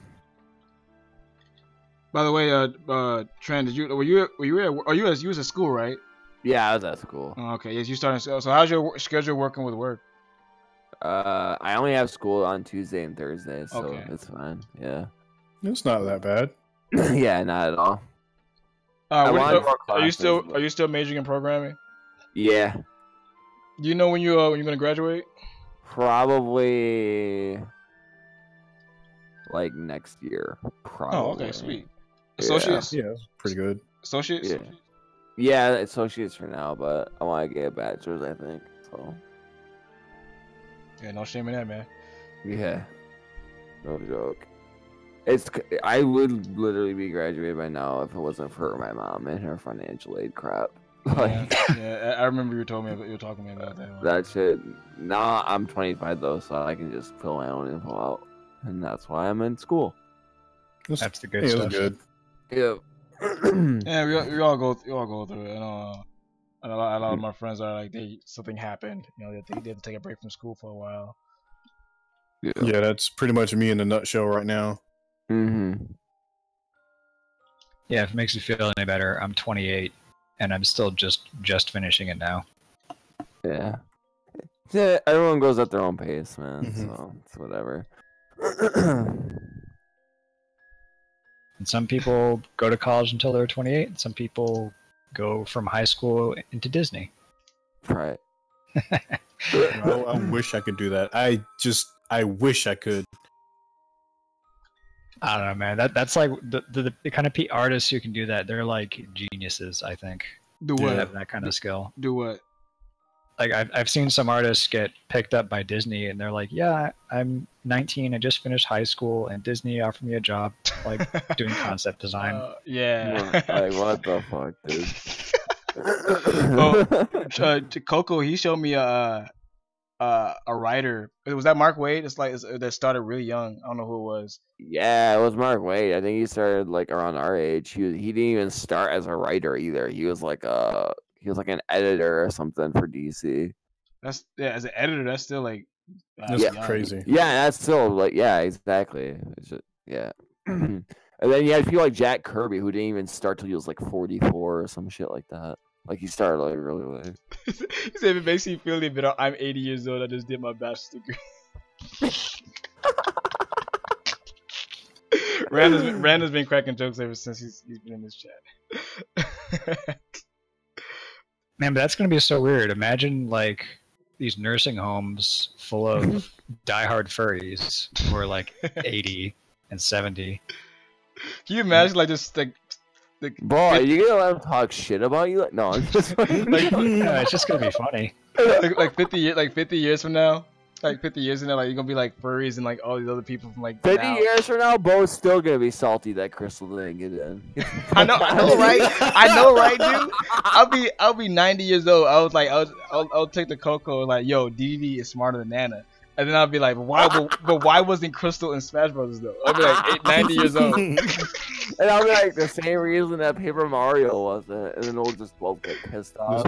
Yeah, the same reason why we got Super Mario sticker. Oh, my sticker star! Paper Mario 6-star. Oh, you don't want to see my page, my dude. I got so many memes. This man has like a gigs of memes of Paper Mario. Dude, I have like 600 like Jesus. individual Paper Mario memes.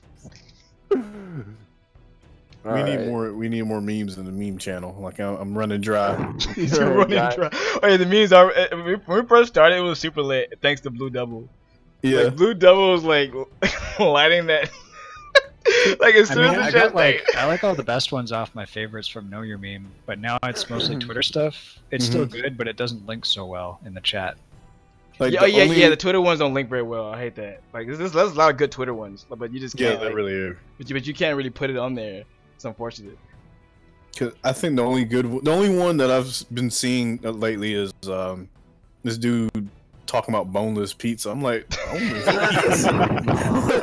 pizza. Boneless pizza? What in the world, man? So, I think he's this like- is my favorite. Oh, go I ahead. think this is like my favorite one. Right? Oh, which one? Where'd you link it at? It's a social. I was in social. By the way, random. You're French. random. Wait, hold on. Let me take a look at social. Random. He's in the chat. If you want to, do you use Discord? I'm like story in My Paper Mario is what and the franchise. That's like my favorite one. I mean, at random. Like, do you use Discord? Also, what's up, with the skeleton? Random. If you use Discord, I would like to invite you to my Discord's lit. We have a lot of artists, and creators here, and like thinkers. Yeah, yo, dude, download Discord. Discord's lit. Discord's pretty awesome. I stopped using other stuff. Like, I remember back in the days when we used Skype. Yeah, we used Skype. Yeah. Like the old ages, and now it's like sitting there collecting dust. I'm still waiting, but I'm still waiting on Discord to give me Wait, this character doesn't even have a tail. Okay, anyway, like I'm still waiting on Discord to give me, like, you remember with Skype you could do like joint video calls?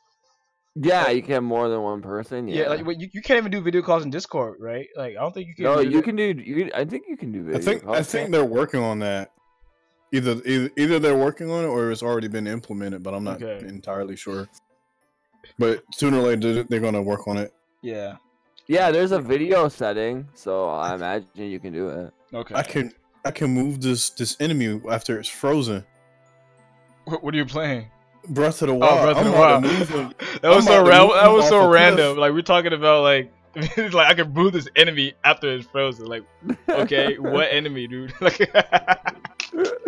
he's talking about his real life enemies, bro. Like, like actual enemy. Like, walked into his house. He's like, "Yo, let me freeze this enemy first. Yo, I'll be in a call right quick." And kick him away. Alex said, like, he said subscriber members can video call in Discord. Okay. Oh. Right, I mean, like, they need money, so I guess they'll do that. Yeah. Real life enemies. But yeah, random. Let me know whenever you download Discord, and like you can send me a note. I'm gonna start on DeviantArt.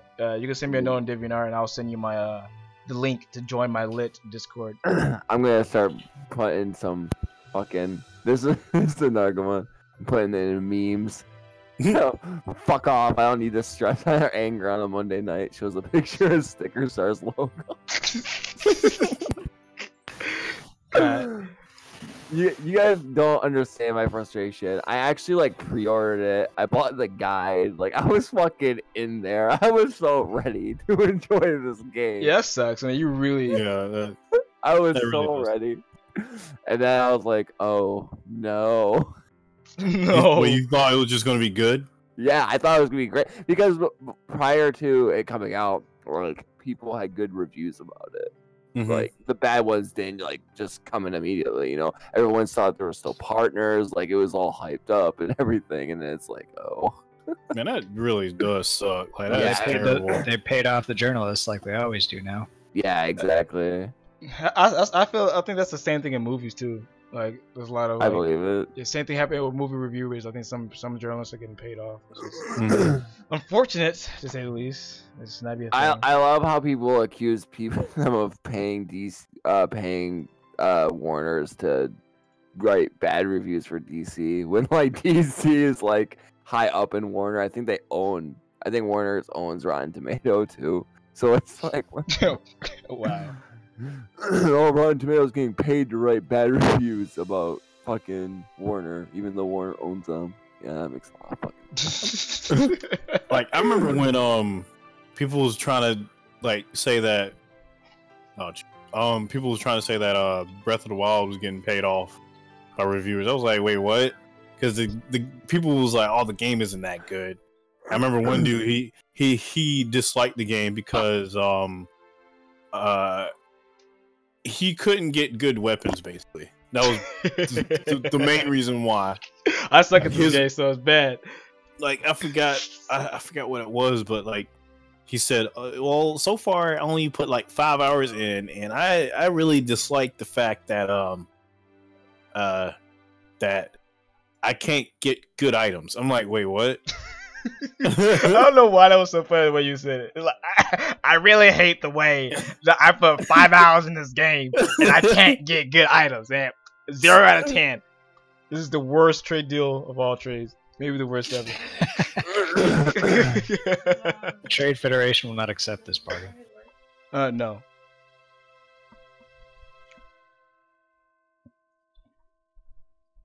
Wait, this is the worst trade where? In memes?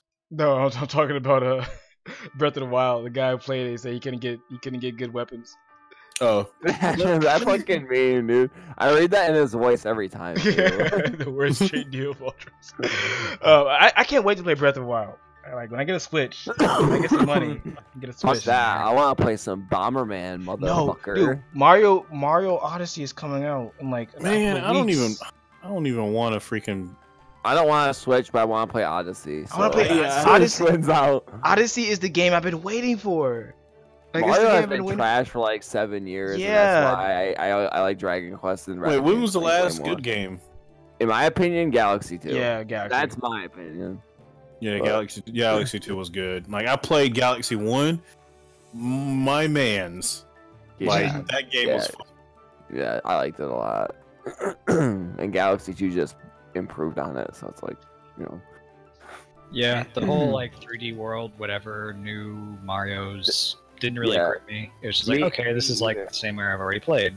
Yeah, 3D Land, right? Yeah. Yeah, like it feels manufactured. That's how Mario feels. Right now. Very homogenized. And so this new game doesn't feel homogenized at all. It feels like they finally going back to like, you know how it was Super Mario 64. It was very new and different. You know, Super Mario Sunshine completely different, like same like style, but like it was different. And then Galaxy way different. And now Odyssey is different. Like I like finally like this is what I wanted. Like, you literally could take a screenshot of like all the Mario games in the last like 7 years, and people would barely be able to tell the difference between them. Yeah, like it's like that bad. See, I might wait until people start talking about the game, and after that, I'll probably pick it up because I'm picking it up regardless. Man. I've been waiting for this game for years. Man, I need my Mario. Man, I hate. I mean, like Mario Land and Mario World aren't bad games, but like I did not catch my attention enough. Like when I bought the games and played it, I just didn't want to play through it. Like, and Nintendo has this like for some reason they have this vendetta against online play. I don't understand why I can't play Mario with my friends online, like Mario World. Like, I think that would have been great playing. I probably would have kept my Wii U, to be honest. There's a lot of games that I want to play online with friends, but like they just didn't want to do that. See, for me, in my case, actually, like, I got the game that I've been wanting for a long time, and it still holds my attention. That's the one thing about Zelda games I dislike, because after a while you get real tired of it, and you can't really play it again because it's the same crap over and over again. Yeah. With this game, it's like you explore one area, and then it's like, okay, you go back again, you explore another area you haven't seen before, and it's just ridiculous. Yeah, that was the thing that impressed me reading about Breath of the Wild. It's like it's actually different than Zelda has been. It's not just an overworld with a bunch of dungeons that are like have this, and that item. It's like a whole different approach and a whole different system. Yeah, that's the one thing I liked about it. Yo, these pop-ins in this game, what the hell? I can't wait to play it. It's good, I'm telling you, it's good. Yeah, I heard it's really good. But I also want to play Splatoon.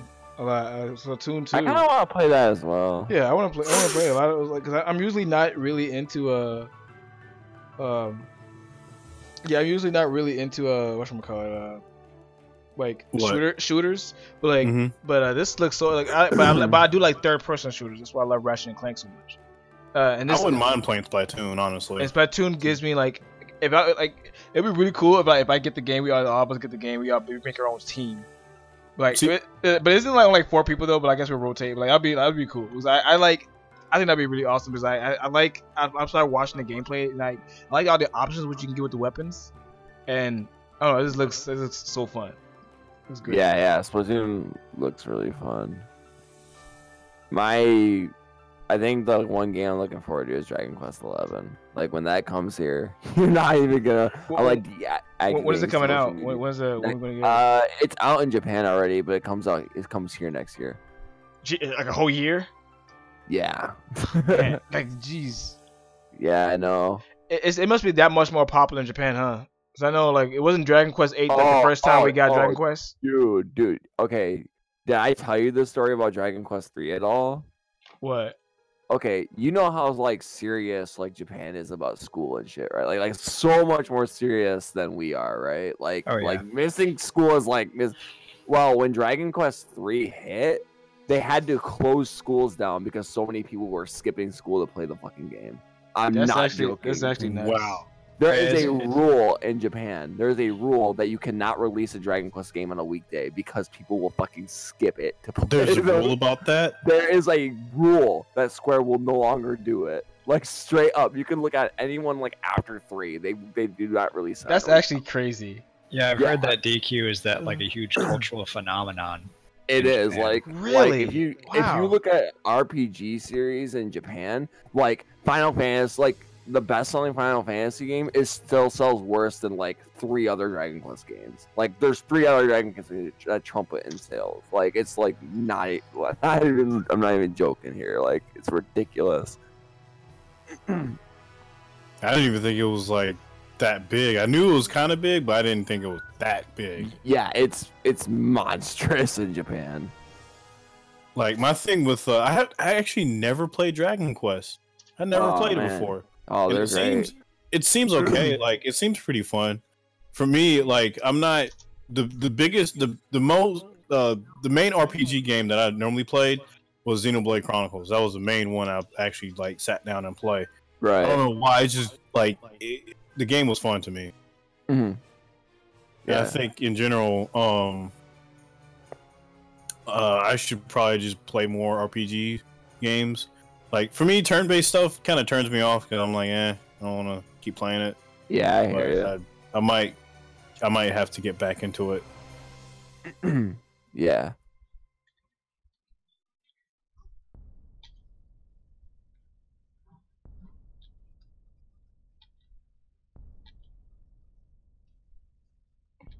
I haven't not played any games in a very long time. Haven't played what? So I haven't played any like new games in a long time. I don't have any like systems anymore. My computer's like not strong enough. Yeah, that sucks about your computer though. Like you need a decent computer. Like even now, I plan on upgrading mine in a bit. Like, Yeah, I mean, I was trying to find games to play these days, but it's like maybe I've been playing them for so long, but I'm starting to see the same stuff over and over again. For me, it's just I don't see anything exciting. I haven't seen anything exciting since like Sonic Mania, and even before then there was. Yeah, you might have to go further than that because Mania is really recent. What other game that I picked up that was okay? I think it may have been Nier Automata. Oh yeah, I think that was the last game I kind of picked up. I didn't really play that much. Let me see. Yeah, Nier was interesting, but I kind of got sick of it by the end. We went the whole having to like replay the main story a bunch of times. That in my opinion, like that's artificial. That's artificial lengthening of a video game. I hate that. I really do. It's a shame too because it was actually I was like, okay, this is neat. It's like a bullet hell shooter and an action RPG, and that's something I've never done, so that's cool. But so here's like the Final Fantasy sales. If you look Japan specifically, I posted in social. Like just look at Japan and then compare Dragon Quest. Like it's ridiculous.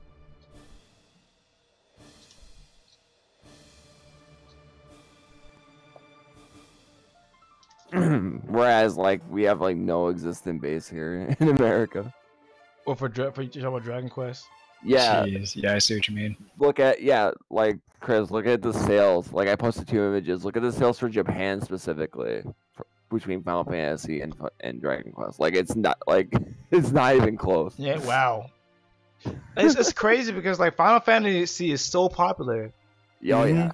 Final Fantasy is so popular. Like it's like everyone knows about Final Fantasy, but Dragon Quest, like no one in America knows about it. But Japan, wow. That's because we massively messed up our marketing. Like we didn't advertise it. Like we actually like if you look at the covers of old Dragon Warrior games here, like it's not even Akira Toriyama's artwork, which was like a huge mistake. Are you serious? What That's the crazy. Yeah, dude. Like straight up. it's not Akira Toriyama's artwork, which is a huge mistake because Dragon Ball Z was like a phenom here at Yeah, that like, time. why would they like? I want to know their reasoning for that. To be honest, like I really want to know what their. I know why they changed the name because Dragon Warrior had a copyright like thing here for some tabletop game. Dragon Quest did, I mean. So I get like that why they changed the name, but like don't remove the artwork, dude. Like Yeah, there was no reason for that. That's stupid. that was really stupid, and like they paid for it. Like this is the cover of Dragon Warrior 1. Like you wouldn't like why? No one's gonna buy that. Oh, Yeah. that's seriously it? Yeah, Let that's me it. look. I gotta look at this. Look at the title. Look at the graphic design. Look at that black on the red cape. It looks bad. Yeah, That's like the most boring, generic looking right. thing ever. And like we had games for a while, and then they stopped, and then we got 8 and 9, which were actually really well received. But then Square just Ew, that looks terrible. Right. And then we got 8 and 9, which actually had the Akira Toriyama artwork, and they actually advertised them there. That's why when you look at those sales, you'll see the 8 and 9 actually they sold bad still, but like there's something, you know. If anyone in the stream wonder what we're ewing about, is this because it's crap. I mean, the art is not bad, I think like, but Random it's like linked but it it's in the ugly. chat. Like the art's not bad art. It's just but it's ugly. Like Yeah. but like that's how like that was an argument I had with a friend of mine. We were at a comic book store, and we saw like Ultimate Spider-Man, like the new Ultimate Spider-Man when Peter died. So it was Miles Morales, and like it was a cover art of his like really buff, like veiny black dude like choking Miles, you know, with like a chain. And like he said, like my friend Dale, he was like, this art is so bad. Like like I ever saw laughing. It was like the art is not bad. It was like, but you look the closer look at it, like it was really ugly. Like it was just really ugly. It wasn't bad. It was just an ugly art style. And that's how I feel about this. Like it's not bad. Yeah. Because the guy knows about values and shades, but like it's just I don't know. It's just weird. It's The just dragon ugly. looks like, I don't know. The dragon looks ugly too. I don't know. Like, why would you not use the character? Like, that is such a mistake. And especially considering comparing it to Toriyama's art. Like this is so Americanized. Like it's like you've seen so much stuff like this. Like you look at Dragon Warrior, you'll be like, okay, I don't want to. Which is funny because our version was actually better than Japan's version. Really? Like, when it came here, like Awada actually like worked on it and actually like programmed things that weren't even in the Japanese version. Like straight up, it was just a better version of the game, and it flopped horribly.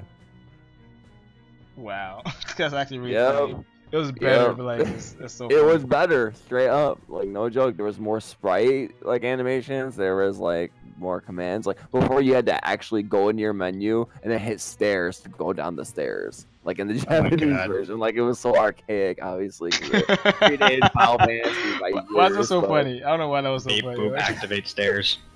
Yeah, dude. But in the American version, like that was completely removed. Like he made it so you just did it like you normally do. Oh, just crazy. That is such bad marketing. It's horrible marketing. Yeah, it really was. It's like they're paying for it forever. Mm-hmm. And now they're finally bringing the games over. I'm kind of curious about the sales figures, but I don't think I've ever seen any yet for the ones that they just brought over. Which were the? I wonder how Dragon Ball Fighter Z will do. Oh, it'll do fine. I think it's gonna do fantastic, to be honest. Like Yeah, it's one of the biggest, it's one of the most popular, most selling anime in America, and in the fighting game, and it's gonna bring both casual and competitive players together. Well, it's not just that. I mean, like gameplay wise, I'm getting kind of scared, honestly. Oh, why? Why so? Just looking at the characters and then looking at like the base moveset that everyone has, I feel like the game is not going to be as varied as it should be. Oh, so you're saying you think everyone looks the same? Like all the other characters? Yeah. I'm hoping. I've seen some pretty sick Piccolo combos in this game, though, bro. I'm not even joking. Like I've seen some sick shit where he like links like a mid-screen combo and do that ultimate where he like collapses the orbs on him. Like I've seen some ridiculous shit in that game. Like my thing is that like I see like a basic string, and then I see it lead into a what's it called, magic series. I think that's what they call it when in Guilty Gear when they like hit the opponent up and then follow up with them. And then after that, I see another mid-screen combo, and then he not resets, but he knocks him away or knocks him into a certain position to use a grapple, like his grapple attack that goes into a different combo. And I'm like, okay, that's cool. That looks unique, but it's just like I just need to see more of the game to figure out if there's more variedness to it. Because as of now, I'm a little nervous. Right. Random thinks that it's gonna outsell Street Fighter 5. You said what? Random thinks he's in the chat. He thinks that it's gonna outsell Street Fighter 5. It might actually, because I actually believe that too, to be honest with you. Because Street Fighter 5, like in general, it was pretty bad on like when it just kind of came out. Keep in mind, Street Fighter 5 also wasn't on Xbox One, whereas this game will be on everything. So wow, it's not on Xbox One. Wow. Yeah, Really? Street Fighter 5 wasn't. Yeah, it was only on PS4 and PC. That's terrible. That was like a big like selling point for PS4, like back early on.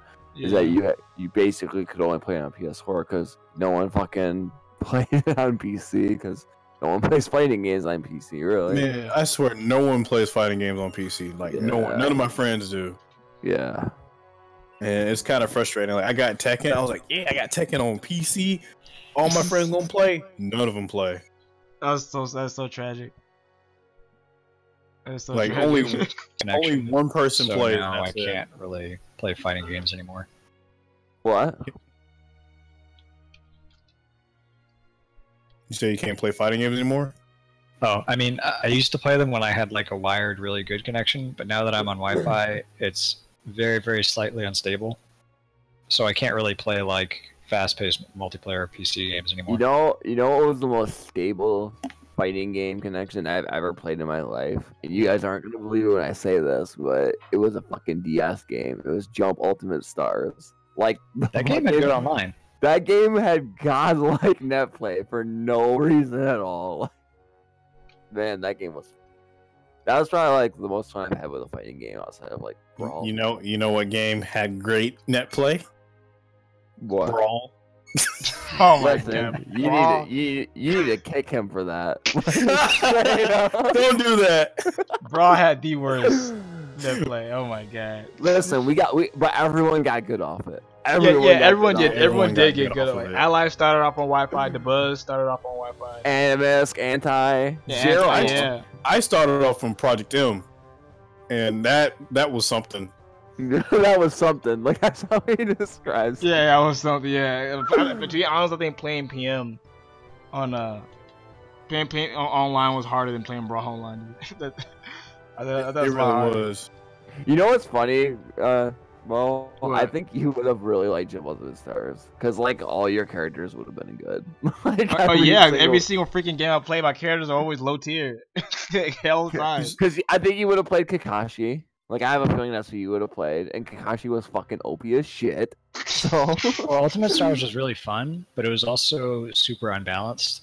And so what online boiled down to was you'd get matched up against 3 Japanese guys who could read all the stats and had all the like cookie cutter best decks, and they would just wipe the floor with you. that's why you use game FAQs and stuff like that. That's what I did because we had like certain restrictions because like there were certain supports that were so broken that they just had to be banned. Like there was like no if and or buts about it. Like Trunks was super overpowered. It's like a 2-second cooldown support that interrupts everything and hits you away, and it also combos. Like it was like it had like everything. So stupid.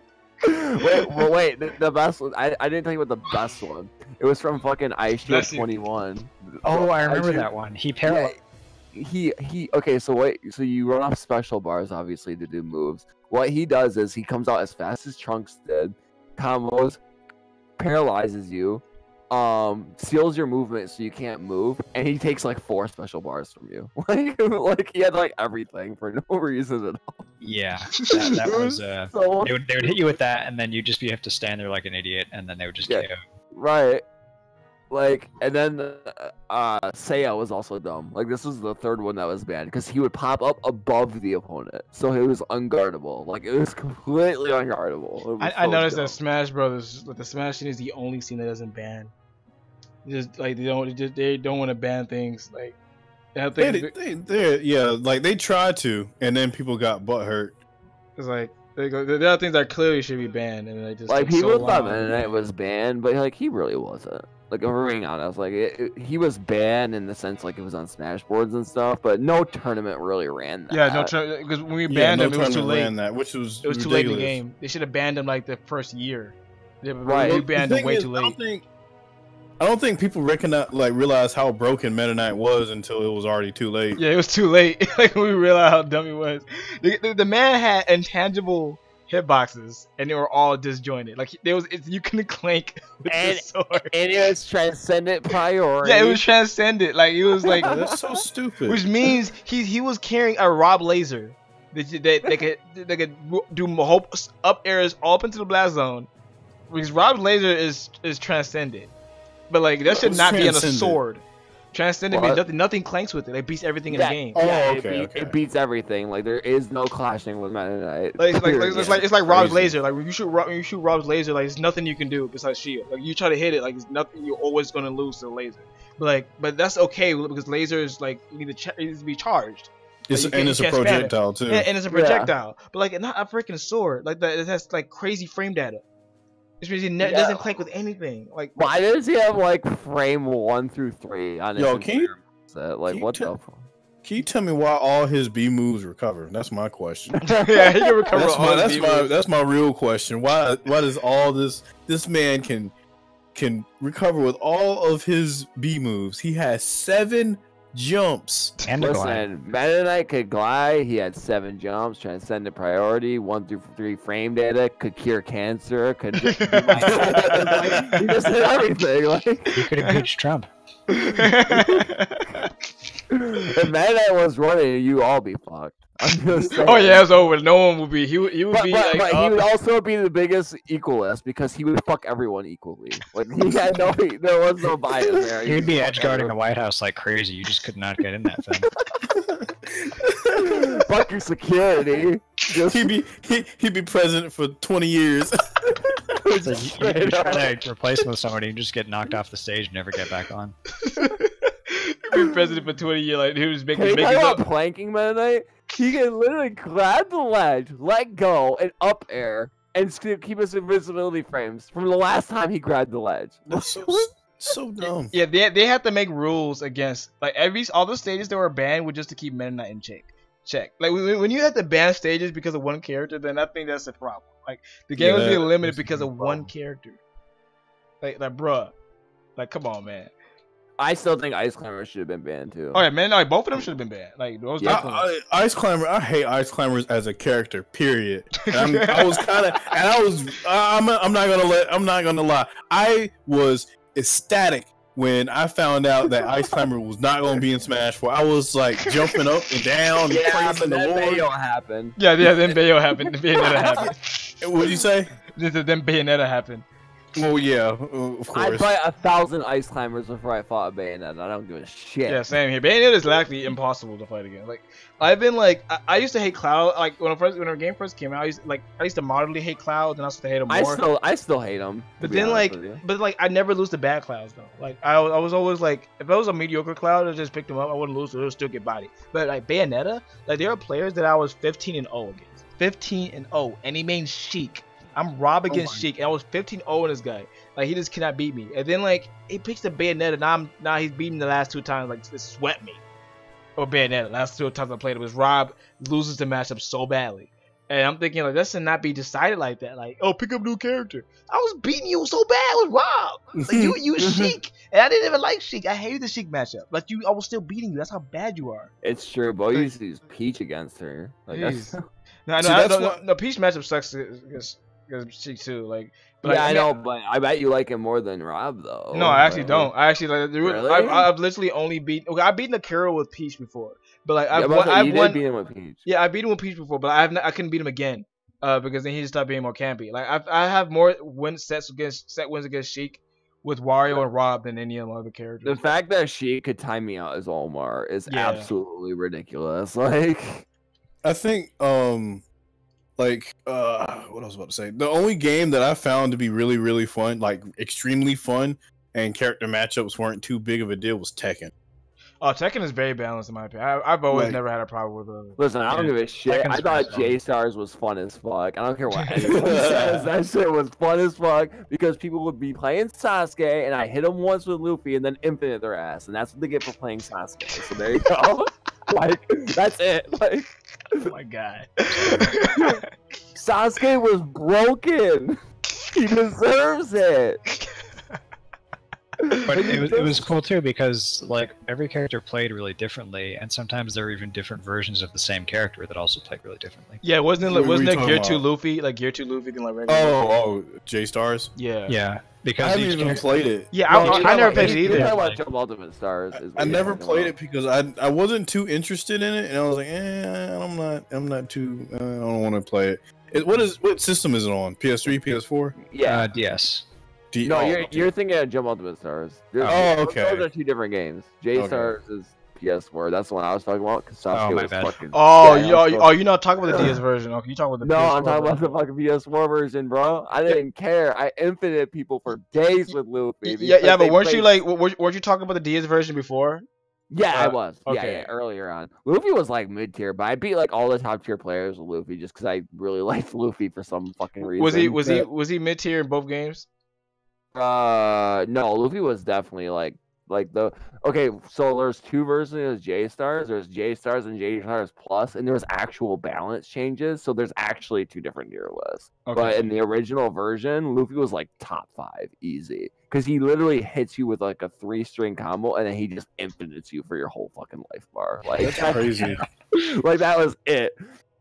And then Jump Ultimate Stars, he was mid tier. And what made it worse is like a lot of top tiers had swords, and he was particularly weak to swords. But he had a good match against Sasuke because Sasuke relied on his electricity to do his string, which Luffy was immune to, like point blank. Oh, immune so to. it was like elemental things why it was a bad matchup.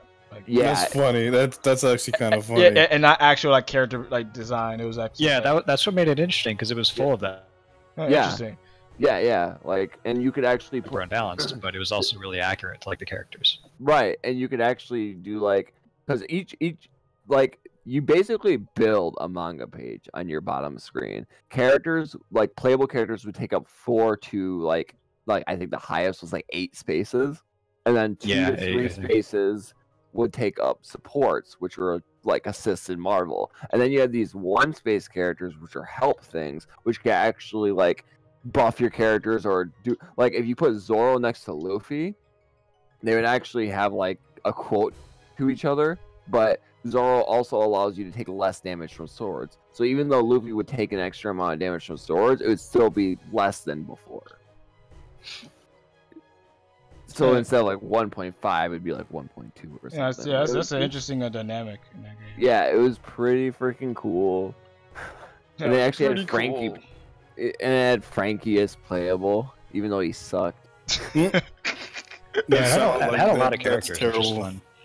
But Bobo and Don Patch were like sleeper top tier because like everyone was power based. They had a rock paper scissors thing where power beat knowledge, knowledge beat laughter, and laughter beat power. And Bobo and Don Patch were laughter based, and the majority of the characters were power based. So if you walked into a top tier, you probably whooped their ass because they take more damage. And it's funny too because that's just like the shows where you know like the super serious, like grim, dark, edgy anime heroes get squashed by like the goofy Yeah, exactly. yeah, characters. Yeah, it was great. It was a fun game. I really enjoyed it. I just hated fighting like Kakashi, honestly. I fucking hated Kakashi. And this is the PS4 version, right? No, this is well, I'm talking about right now is Okay. the PS one. The J Stars is the PS4 one that doesn't really have support. So I mean they do, but not like that. PS4 version is just fucking Sasuke's everywhere in Ichigo. I hated that fucker. I hated both those characters. Who's worse, those characters or Bayonetta? Damn. like the game, J-Stars is based around points, and like if Sasuke gets the ultimate, he can actually get 2 points off it, which is like really broken. So it's like, huh? I don't know. You put him in a rock Okay, and a hard okay. place. Sasuke was worse than Bayo, but Bayo was worse than Ichigo. There, that's how I'm gonna do it because Ichigo wasn't like terrible. So, what's the worst game you guys have ever played? But the most unbalanced game. Like, yeah, the most unbalanced game, basically. Like Marvel Are we talking Nemesis. Fighters. Yeah, fighters. Yeah. Marvel Like, Nemesis. this can include like the whatever that game was that you guys were talking about. Jump Ultimate Oh, Stars. Dumb all those stars? Yeah. I actually don't think it was that poorly balanced, believe it or not. If only because of the way the game was designed. Or Like see that event. I think if I spoke Japanese and understood it, I wouldn't have thought it was so unbalanced. But you know, that, and you probably played, matchmaking instead of doing actual friend codes, because in matchmaking, people are known to hack and spam things that are banned and shit like that. That So, sucks. yeah. So, Most unbalanced fighter. Most to me is definitely Marvel Nemesis. I think I played that too. Oh, yeah, I remember so it's my vote's probably the same as his. Yeah, I'm pretty sure I talked to you guys about Marvel Nemesis before, but it's such a funny story because it's a guilty pleasure of mine because I still find the game fun. This is so funny, but like you can like the most broken characters in the game were like characters that can pick up items, like pick up like the biggest items, like so Human Torch, Wolverine, Daredevil, and Elektra are all low tier, like bottom tier, like you couldn't use them at all because they can't pick up like cars. Spider-Man was like mid-tier, like mid-high, because he can, like, not only could he pick up cars, like he could whip them up to him like from a distance, so he doesn't have to be close to them. Like he could just whip them up from a distance and throw it straight at you. And if you got hit by a car, you take like sometimes it'll take half your health, and then you'll blow up. So then you'll die. So so if you was like Venom on the other hand, like he was Spider-Man, he was Spider-Man plus, because he wouldn't because he could do the same thing, so he could do the tanks. he could pick up tanks and like giant semi trucks and like big oak. So the game revolved around just throwing cars. Yeah. So the meta revolved around just throwing trucks, and like, but if you were able to dodge the trucks, which is really hard to do for Magneto and Venom, like then you have a fair game. But if you couldn't, you're dead like the first few minutes of the game, or you just take a whole bunch of health. And if you have like 10% health, there's just no chance of a comeback, because all you have to do is go next to someone, hold R, and push the X button. Like you don't have to be very close to them. You could like get a punch in and hold R, push the X button, and then they're dead. Like you finish them off. Like you're done, because you do a finisher. Every character has a finisher, and like I don't know if you remember Trent, like the finishers that was in every game, like for every character. So like, you can have like 10% health left, and like there's no comeback. Whoever does the finisher first wins. And the Magneto was busted because like That's so dumb. Because again, he could be anywhere in the stage and like just pick up the medal. But then like that's not even the busted part. The busted part was Paragon. Once you unlock Paragon in the game, she basically could do everything that everybody could do with little to no power, like energy, like because you had an energy bar at the top, and like the more energy you did in attack, like you just drain it. Which is why Human Torch was low tier. Like he was horribly balanced. Like he was low tier because his fireballs did a lot of damage, but like you throw 3 fireballs, he's already drained. So now you gotta wait. So then you gotta run away and just charge your energy. But now at that time, Human Torch is already getting bopped because he can't pick up trucks or anything. So yeah, Human Torch plus Solera, who was a EA's version of Human Torch. The EA made all their characters were busted. All of its EA's characters were better than the Marvel characters. It was really stupid. That made me salty. But yeah, all their characters were better, and one of them was Solera. She was basically another version of Human Torch. Her fireballs were faster. She used less energy, and she could pick up trucks. So why would you pick Human Torch if you could pick Solera? And then there was a Paragon, another EA's characters. Like she can teleport. She barely used any energy. You couldn't block her attacks. Like if you shielded, she went through your attacks anyway, which is, I think that was a bug. I think that was like a bug, a huge oversight, because you block, like she would just literally like go through your stuff. So I think if there was any tournaments, she'll be banned. I think Paragon and Bannerok will be banned immediately. But yeah. Busted game, and it's one of my favorite games because I still find it really fun. I got really good at it. Like I brought the game to my college before, and like he picked Spider. He's a big Spider-Man fan, so he picked Spider-Man. So I picked Iron Man, and I told him that Spider-Man's pretty good in this game, but Iron Man was just way better because like his energy, like he could pick up anything in the game. He could fly and shoot like repulsor blasts to take a whole bunch of damage. So I just kept killing him like the first minute of the game. And and one of the reasons why like Wolverine was low tier because he couldn't fly. Like if your character couldn't fly, you are immediately low tier. Like if you could just take him and throw him off the stage, and there's nothing they could do about it. Like Thing was like, I think he was the worst character in the game, even though he can like, even though he can pick up like, he can pick up trucks, but he just can move. Like you just pick Venom, web him up from across the stage, and if he didn't break out in time, you just throw him off the stage, and then that's his stock. Like he can buy stocks. Like that was his stock. I once challenged my friend before, like my cousin Deontay. I told him that I could take all, like, I'll tell him how busted like Venom is, and how unbalanced, like, and how poorly balanced Thing is. So he picked Thing, and I picked Paragon. I had one stock and he had 10, and I still won. I had 10 stocks. I had 10 stocks and he had 1. And then after a while, me and Deontay were just laughing. He's like, "This is not even funny anymore." Like, because he's just like, I'm taking a stock like the first couple of seconds. Like as soon as he respawns, I just take a stock again. And because he couldn't do anything. Like I'll just go up to him and just throw him off the stage. So Electro was low tier, like Thing was low tier, and Wolverine they were all like unusable because they couldn't fly. And like, they couldn't fly or pick up trucks. So the game is funny. Like I want to stream it one day because I actually have it on my computer. I have Marvel Nemesis on Dolphin. I actually want to stream it one day just to show you guys how busted that game is. That's so fucking dumb, dude. I think I had played that game with one of my friends. Like someone brought it over and we played it. I didn't even think about how broken the game was when I was playing it because I was just a little kid. Yeah. I just remember like you get different colored costumes or something like that. Yeah, like you had an evil version of the character and you had like a neutral version, because on a story mode all the characters got corrupted by like Van Oracle science or something like that. So like Spider-Man had like a black and green outfit, like they'll be like Iron Man will be like black and green. Some of them look really cool. Like evil Spider-Man looked really cool. But yeah, you only had 2 costumes. It's the evil version and the regular version. The art style is really ugly. It was pretty ugly. Eh? You look at that case and you're like, oh. Yeah. Like, hey, what do you say? So you just look at the case of the game. Yeah. You look at the case of the game, like it's like the art style is really ugly. Like this, and it seemed unfinished. The game just seemed very unfinished. Like it was unfinished animations. Every time you blew something up, like the camera. Oh god. Yeah, you remember like the camera would switch to whatever was blowing up. So then you're still fighting, and then you accidentally hit a bomb, and then the camera will switch again, and then you kill yourself because now you're off stage because you don't know what was going on. It was really stupid. I kind of remember that. That was kind of frustrating. It's kind of frustrating. And then the story mode was just abysmal. Like it was abysmal.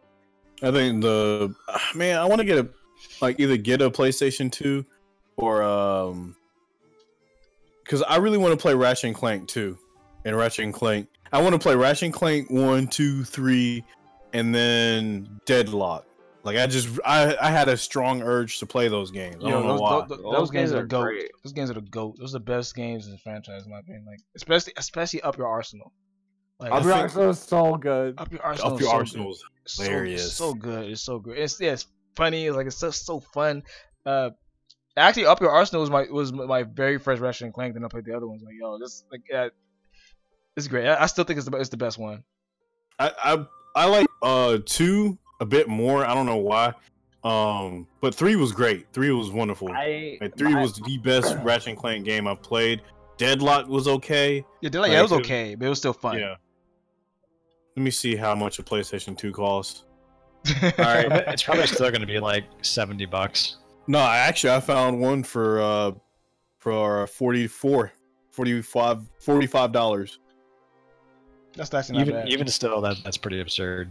It includes a PlayStation 2 system, DualShock 2 controller, AC cable, and AV cable. So I might grab one later on because I would not mind playing Ratchet and Clank. My favorites are Up Your Arsenal and Kraken Time, actually. I'm gonna be done soon. Speaking of PS2, have you guys ever heard of a Robot Alchemic Drive? No, I haven't. Basically, it was this game where you control a giant robot with a remote control. Thank you, Kristen. And you would like press the shoulder buttons to move the legs and the thumbsticks for each arm. So you would like fight these giant Godzilla monsters while you're like running around the city as a little guy, and you have to look up at your robot and then like move it around with the controller. And you could also like ride on the shoulder. I'm so boring. That reminds me of a game called what was it called? Gotcha Force. Gotcha Force. I remember that game. Yeah, that game was great. Yeah, I used to play that game all the time. I want to play it again because it's honestly really fun. Can you guys hear me? How many viewers do you have? 7 right now. I actually peaked at 12. That's actually the most I've had in a while. Like, I think in a very long time. I wonder what was so special today. I mean, they didn't say anything. They was here for the giveaway. They didn't say anything, but they were here for Picarto. Most of the viewers are from Picarto. They actually weren't here for the giveaway. One of them is the Peach player, so that's cool. Actually, there's actually 3 winners. One of them, one of them just as a surprise, but like only one of them is getting like a full drawing. The other one's a black and white half body, so like, it's not even like it's not a lot. I don't want to overstrain myself. But yeah, it was just one true. The one true winner is what's his name? Me. I was the winner. Me. I actually don't have his page up right now, but his name was Gaia. Yeah, I don't know who he means, but I'm gonna message them all after the stream is over to let them know that they all won. And to just tell me, I'm assuming Gaia means Sonic because it's just because of Sonic Mania. It's his profile picture. I heard that game was sick though. What, Sonic Mania? Yeah. It's currently considered like the greatest Sonic game ever. Is that Shock? Shock's at the drive-thru. That's me. I'm back. I knew it was Shock because the quality of the mic was so bad. Yeah. That's how I knew it was Shock. Hey Shock, can I get a #1 and some large fries? Yo, give me some chicken nuggets. I work at a cashier at a fucking mall, not a Wendy's. Yo, can you give me a triple baconator, please? You sound just like you're on a drive-thru radio. Can I get a burger? I gotta go to work tomorrow. I don't feel like going to work. Yeah, suck it up. I have to work too. Yeah, I'm off on Monday. Thank God. Yeah, you guys off Monday? Yep. No, I am starting a new job on Monday. Actually. Oh, damn. Nah, it's good. It's fucking Target.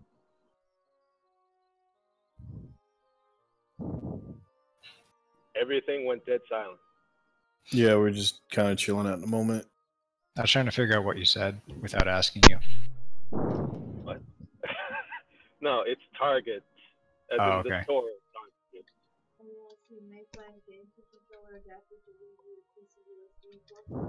Yep. Oh yeah, now I remember why I went on at fucking when I was still at work. Which one you motherfucker? I heard somebody was talking about fucking 10 penders again. Oh my God. Oh yeah. About what? We're gonna talk about Ken, pendants right now. that shitty ass Sonic artist from back in the day. Hey. He's the greatest. How dare you shit talk him without calling me? He's the best Sonic artist ever. Ever. Well, Please, can someone post that picture again? That picture. No, please do not. Please. Oh, no. I did not post that picture. I posted it on Tumblr. No, was post the one who posted it in the stream. No, post the picture of Sonic with giving a thumbs up with that cheese. Exactly, yeah, that one. Oh my God. that picture is I ever saw. that's the best. By the way, Chaser, I'm drawing this again. Oh yeah, I saw. Like I was looking, I was like, that they gotta be this. Okay, as long as you recognize the character before. You said what? So I was glad you recognized it was already Nis. Yeah. I need to start working on Patreon sketches like way before like not the last day of the month. I've been working on so much other stuff that like, alright, okay, let me work on that. Also, did anyone apply for a beta for Dragon Ball Fighters? No. Oh, the beta's out right now? Well, I tried to apply for it, but I didn't get a notification. I'm a little sad. Oh. Oh yeah, you have to apply to it. Yeah, I'm gonna double check my email, see if I got anything, like any word on it. Yeah. 'Cause I would love to play that game.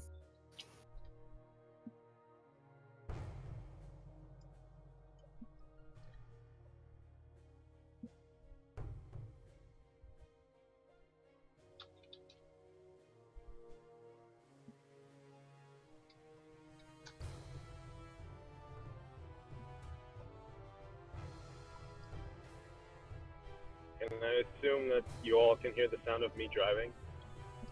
I can't hear that. Yeah, I can't really hear that. If I heard Okay, that, I good. would have kicked you a while ago, actually. Excuse me? Scotty, you fuck? Hey, don't backtalk. Get back to making my chicken nuggets.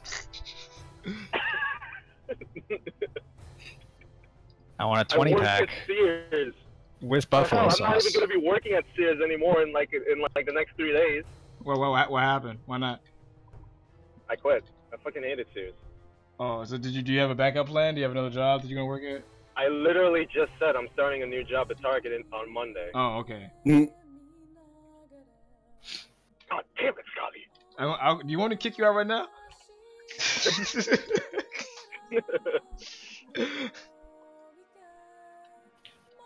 So I'm not in front of my computer. What's Scotty drawing right now? Cat titties. Well, he's not wrong. Okay, what? He's drawing Hypervore. Of course he is. He's finally drawing porn.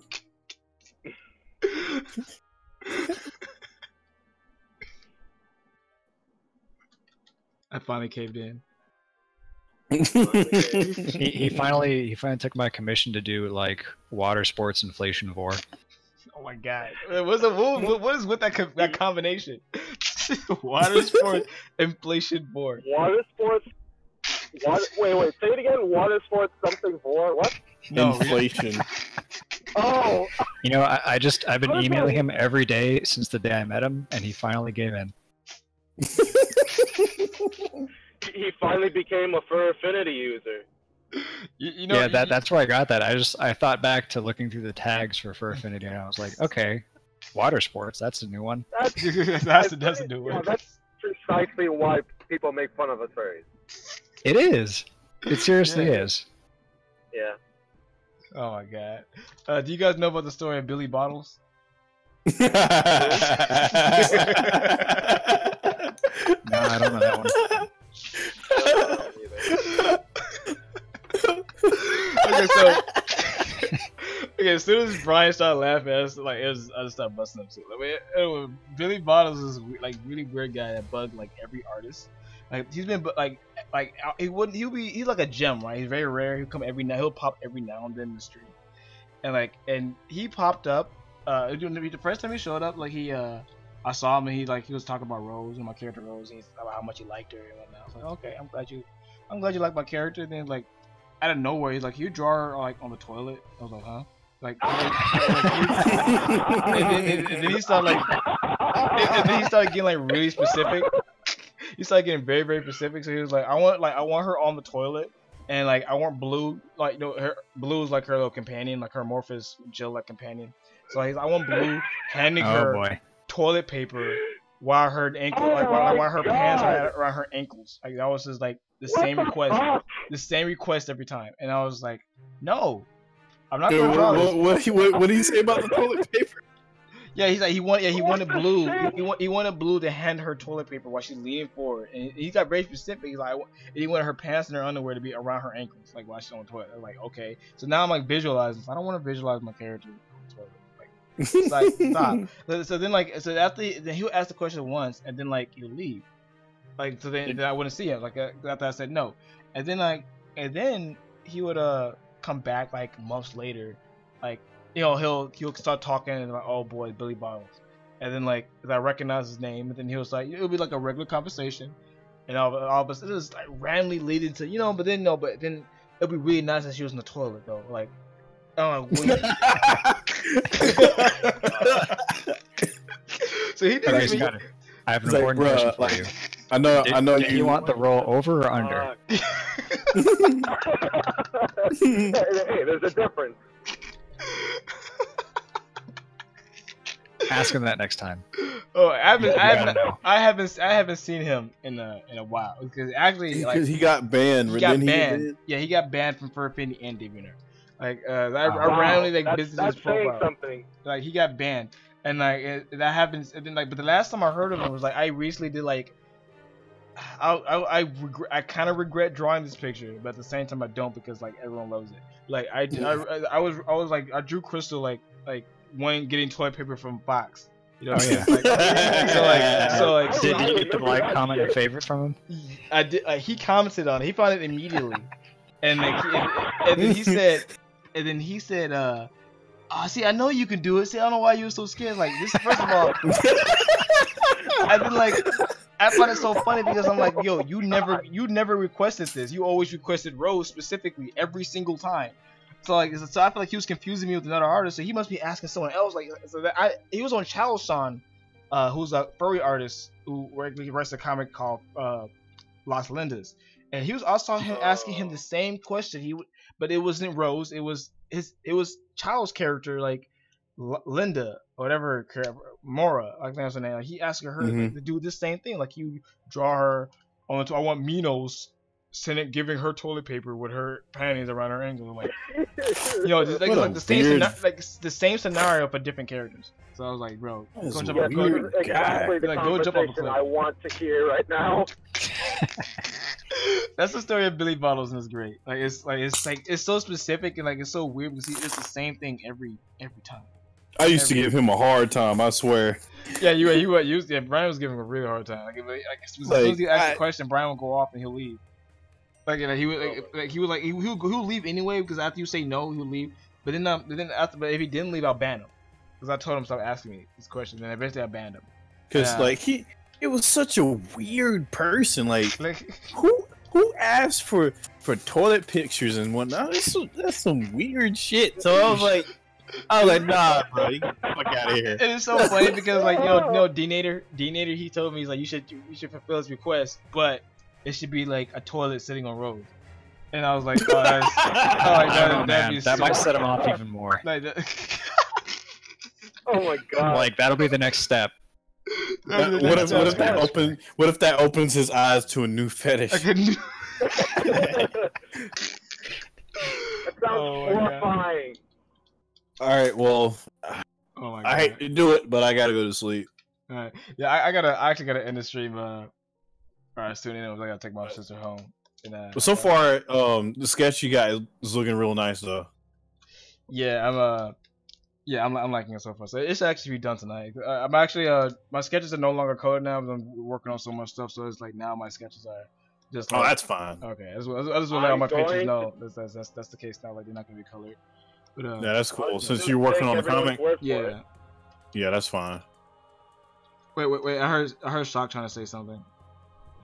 I said I can't see anything right now, but I'll take everyone's word for it. Oh, okay. Yeah, I should be posting it sometime tomorrow when I finish it tonight. But yeah, guys, I'm gonna peace out. I guess I might stream tomorrow. Actually, I might stream again tomorrow. So, okay. All right. Maybe then I'll tell you the story of my buddy the other Scott I know, the commission request he gets for boxing. We're actually key to that now before I hop off. Okay, I mean, no, don't. It's paraphrased because it was a while back when he told me, but it was like he keeps getting asked by these people who have like a boxing fetish to draw like sexy women like punching each other out. Dude, that's and also actually making out. dude. I know you. I see this a lot.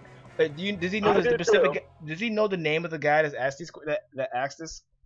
No, I mean, if he did, he didn't tell me. But this guy even had a reference photo from some manga, and I was like, "Oh my god!"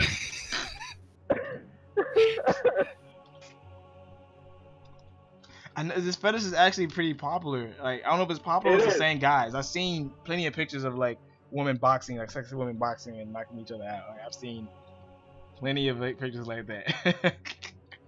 And there's a guy named Maurice in the Chicago Smash 4 Facebook chat.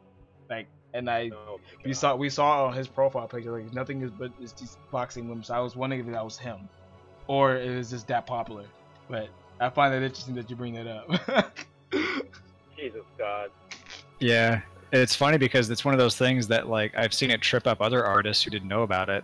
They're like, yeah, I'll draw my character like boxing with your character, and then it's like, oh, because all the people in the comments like, you know that this is like a sexual thing for them, right? And they're like, oh. One person, they like, I saw this one dude, was into like people wearing tap dance shoes. Okay. Like he would draw them like. I get feet, but actual just specifically tap dance. That's actually. But here's the real kicker. Like it was just because I watched it from this dude. The real kicker. I was watching it from this guy named Black Busted Critic because he will talk about like weird Sonic people, like Sonic fags and stuff like that. So he was talking about this dude, and then he found him on a YouTube video, and apparently the dude was going around on YouTube videos talking to people about tap dancing, saying, "I really want to see more of your tap dance." I'm like, what in the world? Oh my God. This guy! I really want to see more of your tap dance. I really want to see some more. But nothing compares to back in the day when everyone on DeviantArt had a big knee fetish. Had a what? A what fetish? Oh my God. A what? You, like huge, like big ass knees. Knees. Oh, knee. Oh, the knee fetish. Oh no, I know what you're talking about. I thought those. Never heard about that. That's like the knees looked like they had tumors, like on them. So it's like, why? Tumors, like actual tumors. God, Chaka's screaming now. I think the weirdest thing I've seen was I'm in the car.